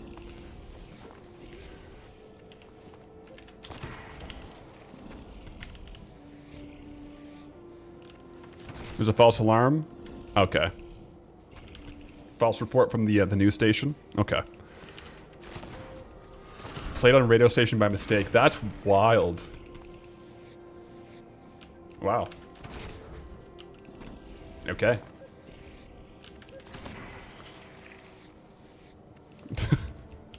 Fake news for now. Okay. Yeah. Okay. I mean, yeah. I don't know. I'm just playing World of Warcraft, so for all I know, it could be true.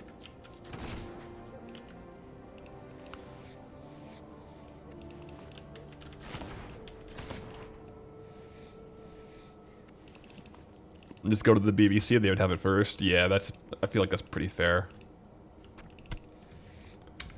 Yo, Das Wade, evening all, how's it going? It's going good. We're just doing a bit of gold farming. You know? Making our way up to the token. Current status, turtle farm.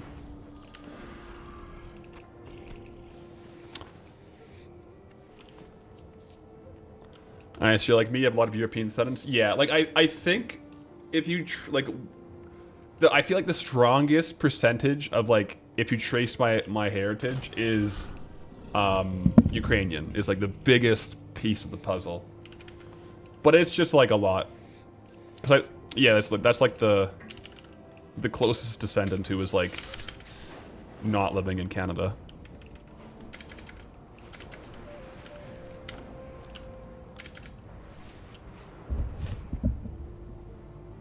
Probably a whole bunch of other stuff in there too, but yeah. Very Commonwealth, yep. It's true. Need to find gold farm friends to spam island expeditions with. Hey man, you could join the Traveler's Heart Discord, try to find some people. 100%.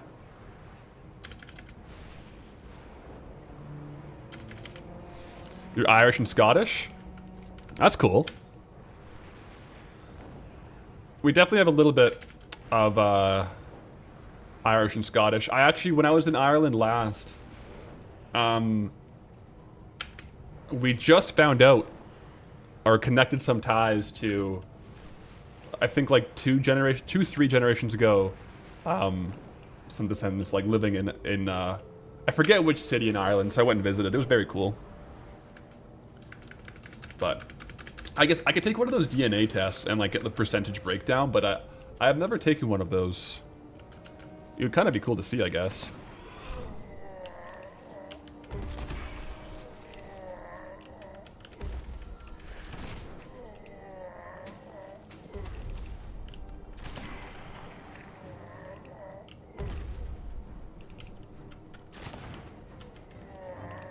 Yo, Das Wade, you've been watching the YouTube series?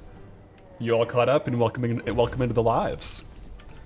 We're working on the next episode as we speak. Gotta get that gold.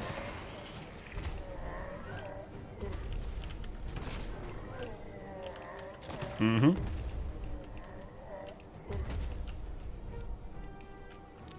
Up we go.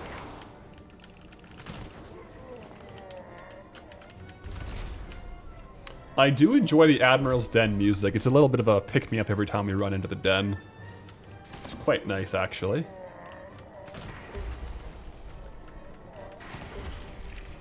No Saltstone drops today. Well, we got the Saltstone shield, but no leg chains yet. I would love to get leg chains before we leave the zone.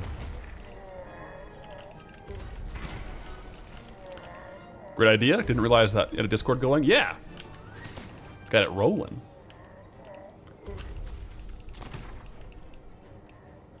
All your ancestry happened before the Great Depression, so the culture was lost. It was greatly overshadowed by the culture of living through the Great Depression. Yeah. It's crazy, man, when I, like, am traveling in, like, Ireland or Scotland or somewhere in the EU. They're like, yeah, this building was built in 1600. I'm like, yo, Canada was not even a country for, like, the next almost 2 decades. This is insane. Actually insane.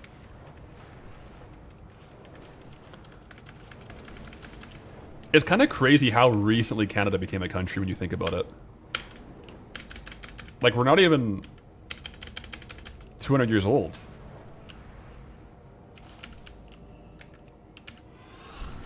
It's actually crazy.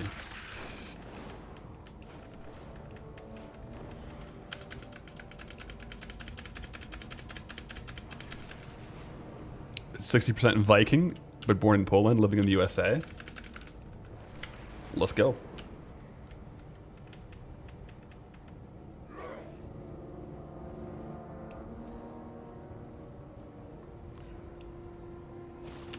Irish ancestry is not easy to track. Records burnt down, you believe? Yeah, I feel like if you're Canadian and you have some, like, your grandma, your grandpa lived in Eastern Canada, like in Nova Scotia or PEI, probably have some Irish ancestry. But yeah, no, actually, on that note, we actually just found the records of the one of my descendants coming over from Ireland to Nova Scotia recently. Because yeah, the records office, something was like lost, but they found some records somewhere in Nova Scotia, and then we learned that. That was kind of cool.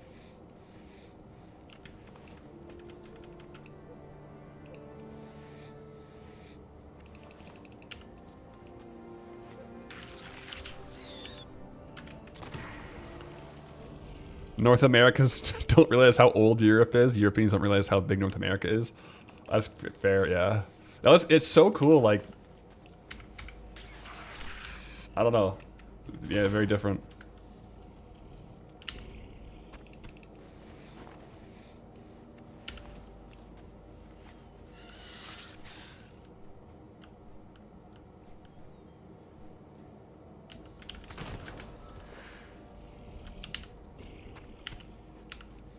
We think our homes built in the 40s and 50s are old. Yeah. That's true. I'll be flying into Scotland in about just over a week for World's Natural Strongman competition. I won't do too much exploring in Scotland this time. I was there last year though. And then after the competition, Chug Life and I are popping over for a lads trip to Ireland for a week. So that's gonna be fun. We're gonna just explore around.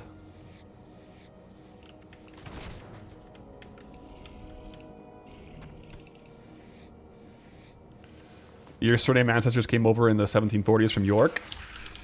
For sure, there are plenty of tech TVs. Oh, that would be wild if that was the surname. It'd be very, very fitting. Yeah.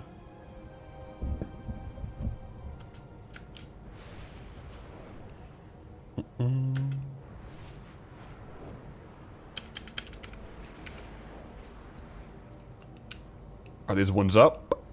There we go. Perfect. Oh! Well, we gotta... Wait, another... I mean, it's a ring, but it's a World Drop Epic ring. We've gotten so many World Drop Epics here.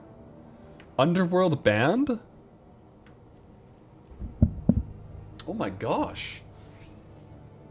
So min buyout, 48,000 gold, but it's a ring. I feel like this sells for 1,000 gold, 500 gold. I mean, we've gotten 2 World Drop Epics today, though. That's kind of crazy when you really think about it.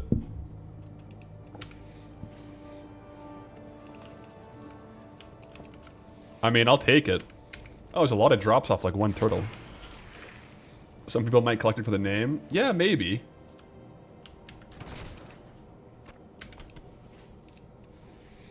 Could probably get a couple hundred gold at least. Maybe not the 40, 50k, but you can try. Billy Quizboy, drink some Guinness for you while I'm there, bro. I will do just that. I got you.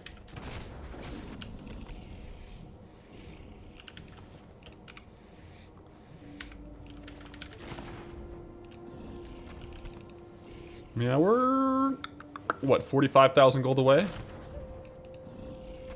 Well, we're 40,000 gold away because we have 4,000 in the mailbox that we haven't looted yet.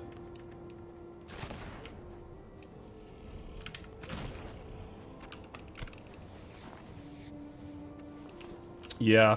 I don't really know who buys rings.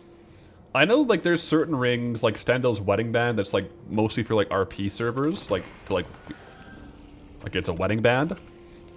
So maybe other rings are used for similar things on, like, RP servers just to, like, have the appearance. But, like, it's not a collection log. Like, you don't get a ATT transmog collection log for it, so... It's kind of, yeah. I don't really know who's buying them. But they do sell sometimes, so... Someone buys them somewhere. Sometimes, at least.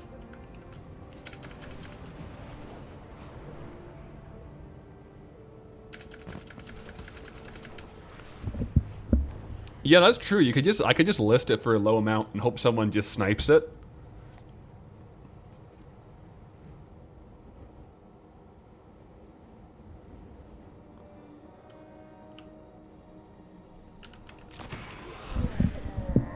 Sold a couple plus 8 agility rings for 1k. I mean, there's also different people, yeah, that are doing like different level twinks. So there might be weird items where there's like a different breakpoint if they want a certain one with a certain item level. So it's also a possibility that like if this was at level like 30, it might sell, but not at 72. You know what I mean? I mean, it is like a decent item level, so I don't know. There might be some use cases, like it might actually be like a piece of gear for someone.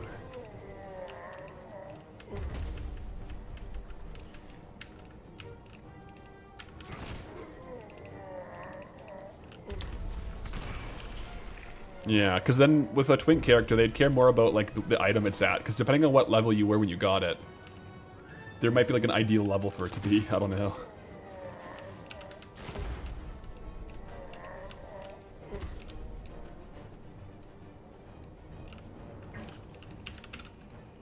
Up we go. Yeah, every time. He's like, ooh, chests. If only.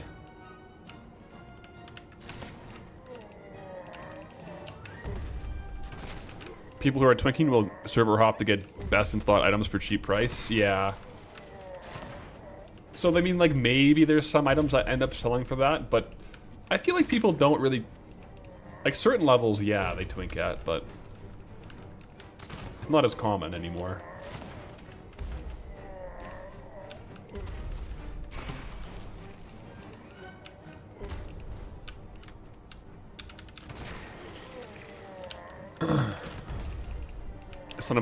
You're son of the American Revolution as well, weirdly. Interesting. Yeah, it's always cool, different heritages and histories.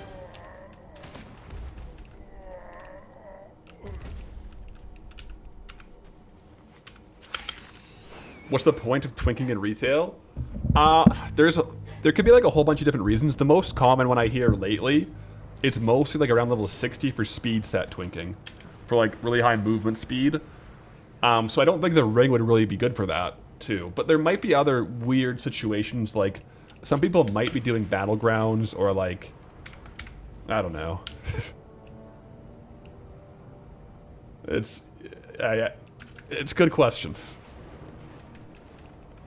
Definitely back in Classic, it was more of like an active PvP thing. But I don't know if anyone's really doing like PvP twinks anymore.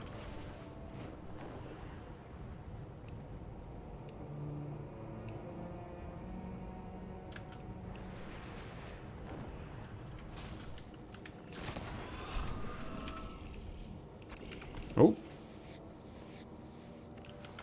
It's all scaling now in BGs, right? Anyways. Yeah. But I guess, like, you could be then getting, like, the best in slot stats, right?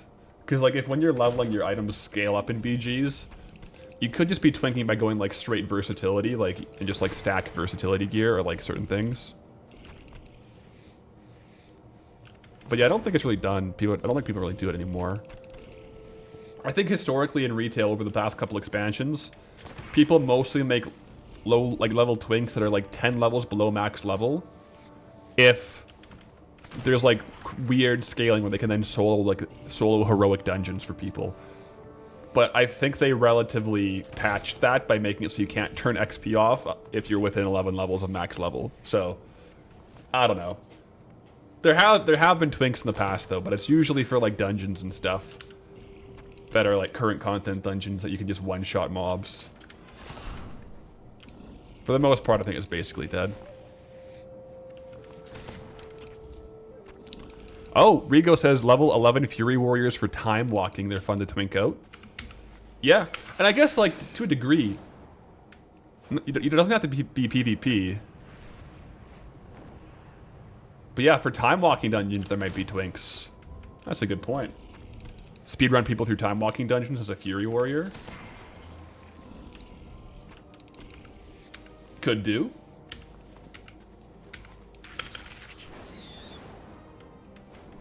Did I get this stash?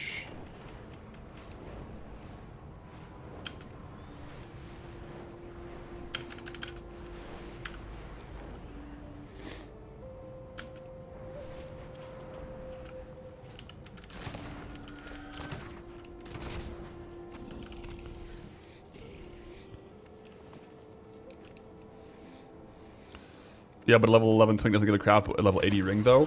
Yeah, I'm just saying like there could be like off meta things that people are doing. Who knows? But also it could be a factor that maybe this ring is valuable if you got it on a low level character. Like if you were level 11 here and got this ring, then maybe it would be a twink ring. And it would show, TSM would show the same value. But my ring is item level 80. Requires level 72. So I think, who knows, like maybe if you get it at a lower level, maybe it's different. Just speculating though. I still haven't sold Stendel's wedding band, so who knows. That's what I've been trying to sell for a while, because we did get it in Westfall, but that ring has not moved. I don't think. I'm pretty sure we still have it.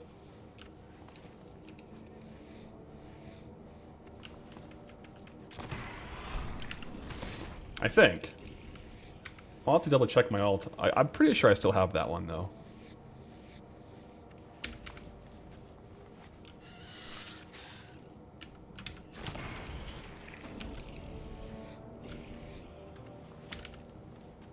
Slow and steady. Getting the gold. Back to the Saltstone cave. Geogotic Pain. Greetings, traveler.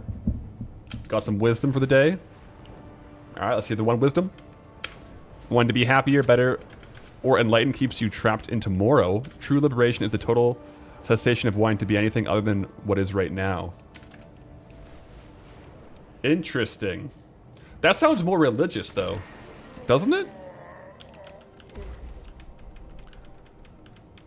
That sounds, I don't know. How much time played on Goldie? 48 days, 10 hours. This level, 4 days, 11 hours.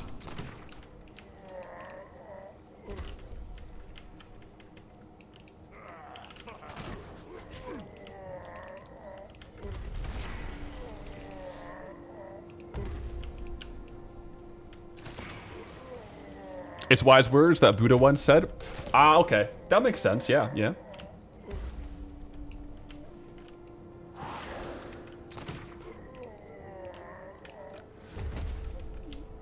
Do you shoot for some of these if they don't move? What stops you from just lowballing, taking the gold, and moving on? Oh, I definitely do that. A lot of times, though, like, I more so like to lowball. Like fire sale stuff when I'm in the zone that I got it. After that, like, I'm okay to hold on to transmog piece if it could sell for a ton of gold in like 1 or 2 years. So I don't really fire sale backlog. I'll just like slow sell it. But when I'm in the current zone, sometimes I will fire sale stuff for sure.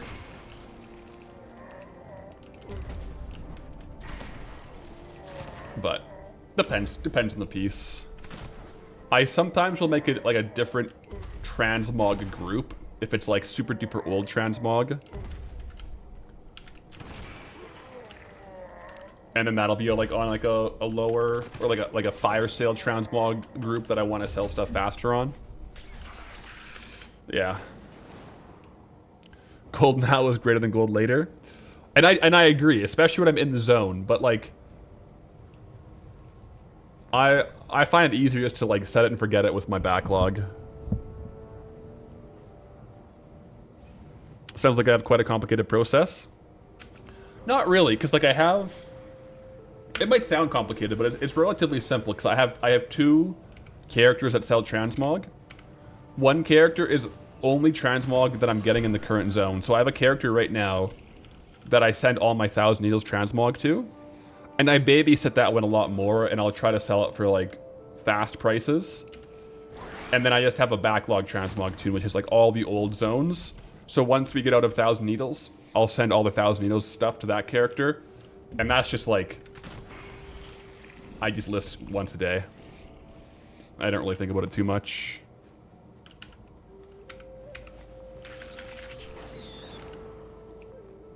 But yeah, definitely sometimes I'll fire sale some stuff. I'm not opposed to it. I'm not opposed to it.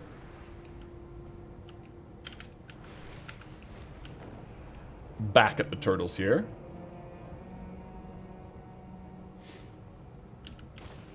Did we get the Night Slayer chest? Oh, we did.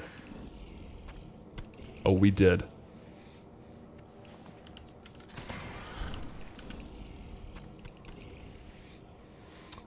If I was to start this challenge on Kalimdor, which race starting area would I have chosen? Kalimdor? Probably Night Elf. But if you're asking Horde, I don't know.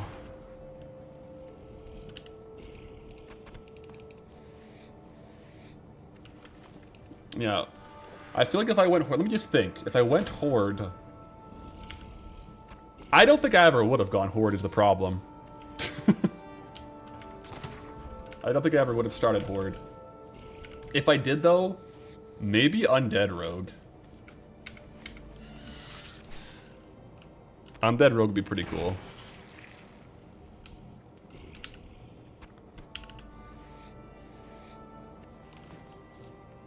Night Elf was the only starting zone where Herbalism can get you Mage Royal. Don't know if any Horde zone can match that.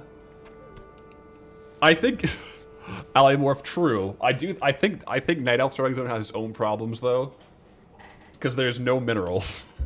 So Mage Royal's nice and all, but they don't have minerals in the Night Elf starting zone. Maybe one day I should just do every single starting zone to like answer it once and for all which one is the easiest and which one's the hardest. Because I can only speculate. I've only done 1. Well, I've done 2, but like Dead Moreau I had backlog, so it's kind of like eh. I had some help. Also, Dunmorrow, the last third of it overlapped with Noble Garden. So that that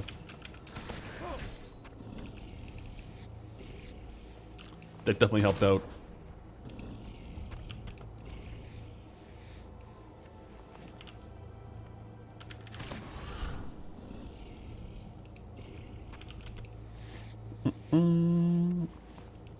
Wow, token every starting zone sounds like a fun side challenge. The problem is because in starting zones, like most of the good gold is just going to be like low value dual gathering. It's a massive time sink. Yeah, a massive time sink. Because yeah, by far Elwyn took the longest of the zones so far. Just because you don't have the backlog to really carry the, or like, to carry the gold. Like we couldn't really get better than like 3,500 consistent gold per hour.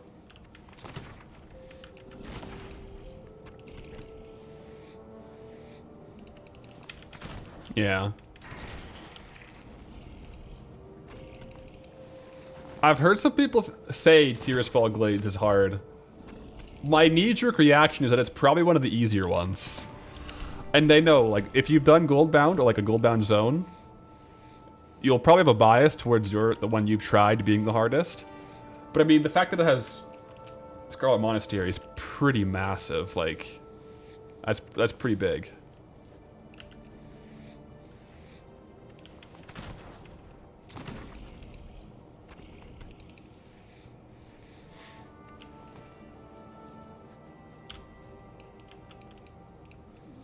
But I don't know. I think the different starting zones will definitely have different angles. I mean, to be fair, Dunmurrow had Nomer and it was still pretty tough. But yeah, there's that.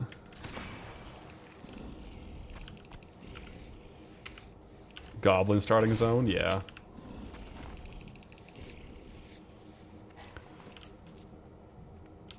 Durotar was brutal. I feel like Durotar and Elwyn are probably relatively comparable. We may be getting Durotar and Elwyn, or Durotar and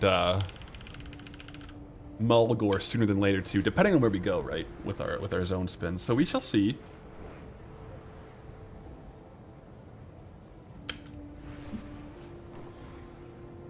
You don't have to do the Scarlet Monastery instance. The mobs outside the monastery have unique drops that sell decent. Some of those unique drops are absolutely huge. Exile's Reach. Yeah. Well, because, yeah, Exile's Reach is like an enigma, I think.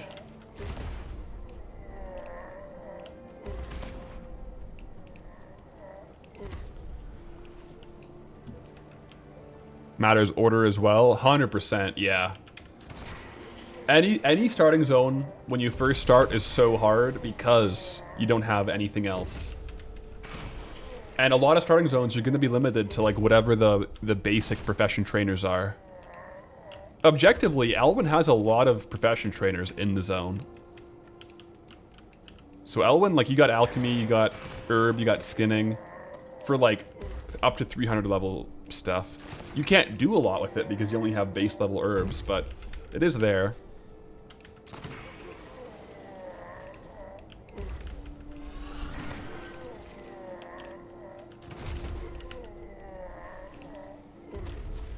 Yo, Cujo, just stopping in to say YouTube series is a banger. You'll appreciate that. Thanks for popping in, and greetings, Traveler. How am I getting into Rage Fire when I roll Durotar? I think very carefully. Yeah. I think you probably just fly in and just stealth. I don't know, I haven't tried. I think I could probably stealth in, though.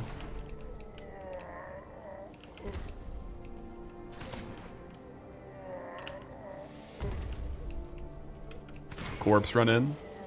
Yeah, you could corpse run in. How much slash play does my main character have in WoW? Not Goldie, like Path Hilarics. Last I checked, I think it was like 140 days. But I kind of mained two. I had like two mains, like Warlock and Paladin. I think between the two is like 220 days.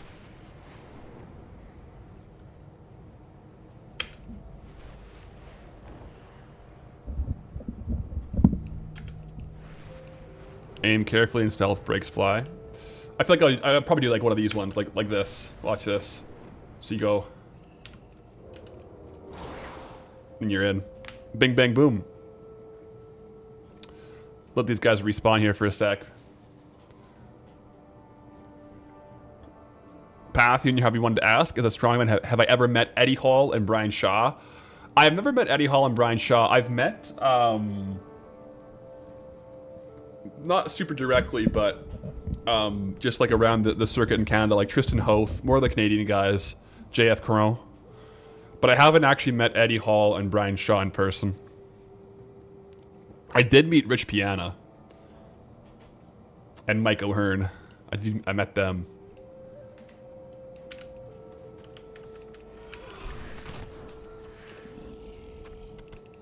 Yo, Cujo with a Twitch Prime. Greetings, Traveler. Popping in with a Prime. Respect.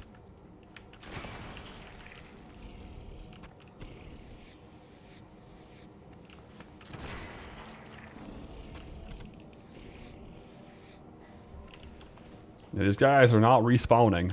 Where are they at?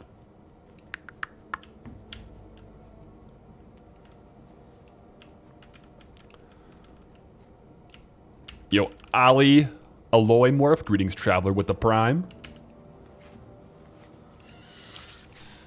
Wait, wouldn't the Durotar unlock just be an alt in the zone? You leveled up to 25 and Rage Fire becomes trivial? I would get a crafting alt, but I would still like, it's kind of like RFD. Like I definitely one-shot everything, but it'd be more so for transmog. I definitely wait, you know what? I'm off sync. I swapped the islands because I'm doing the 2 islands on Saltstone, but I think this island up here is refreshed.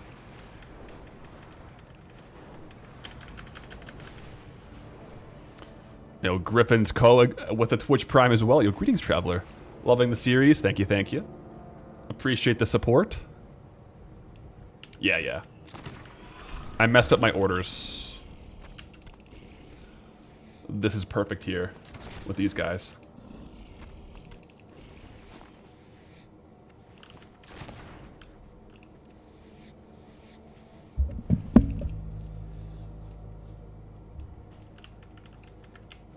Did we do the raid clears already? We did. This week, no real updates on the raid clears. Last week we did get Night Slayer chest, but that was in the video. So far on this Monday, nothing crazy. Just some gold. Just some gold.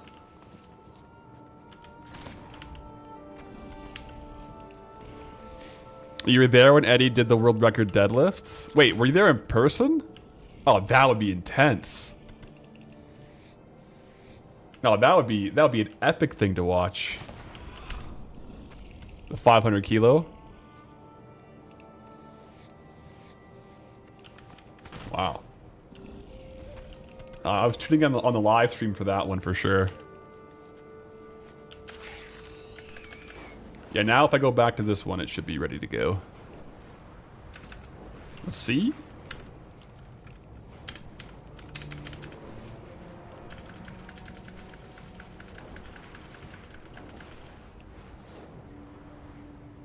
You did 93% of the damage in a time walking dungeon. The tank yelled at you for pulling an extra mob with AoE. Hey, you know what? Sometimes you never make the tanks happy, and that's okay. But hats off to 93% damage.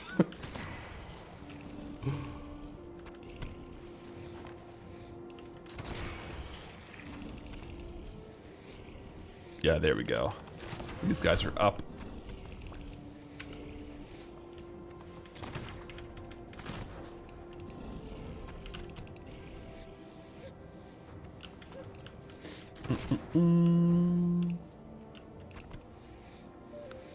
If I could do one thing for the rest of my life but exclude the other, and it would pay all the bills, would I rather strongman or play WoW gold farming?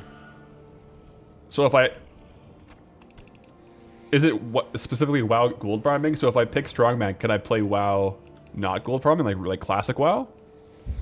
Probably, I'd probably just play WoW. I think I'm gonna retire from strongman after this next competition, so... Yeah, WoW in general, definitely I'd give up strongman. I'll just do powerlifting. And I think, you know, I was thinking about, I've been having a really big, you know, strength arc the last 10 years. I might be doing some more fitness stuff, some general fitness, some endurance training from the next decade.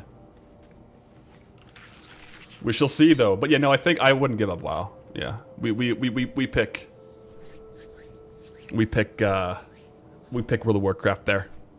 Yeah.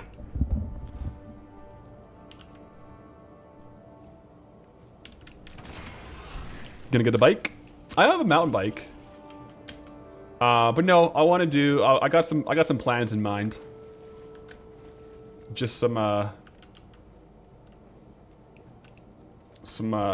potential. More so just like fitness and endurance goals. We'll see though. I got them, they're kind of like percolating in my mind. I'll consolidate my thoughts probably after the strongman competition and see where I want to go.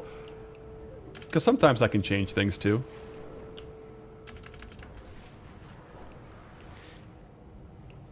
Marathon stream until we spin, or are we gonna do a normal stream?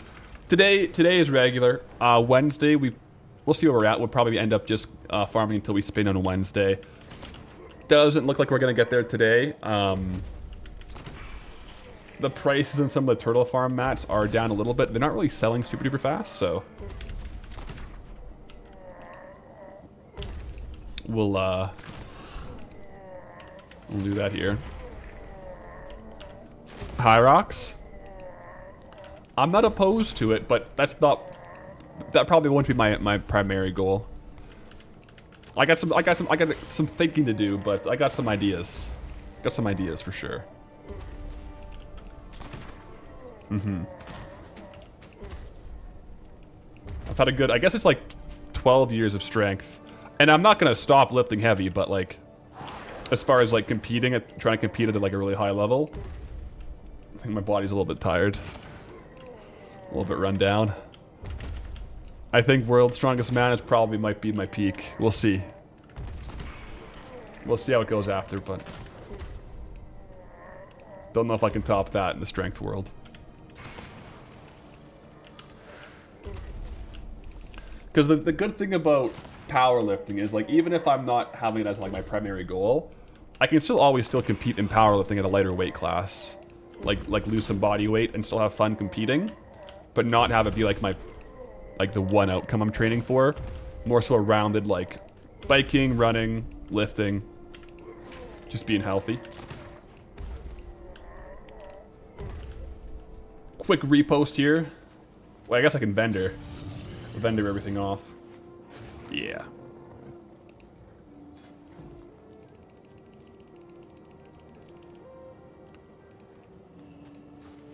Yeah, I'll check real quick on the mailbox. Yeah, we've got a couple more sales come through.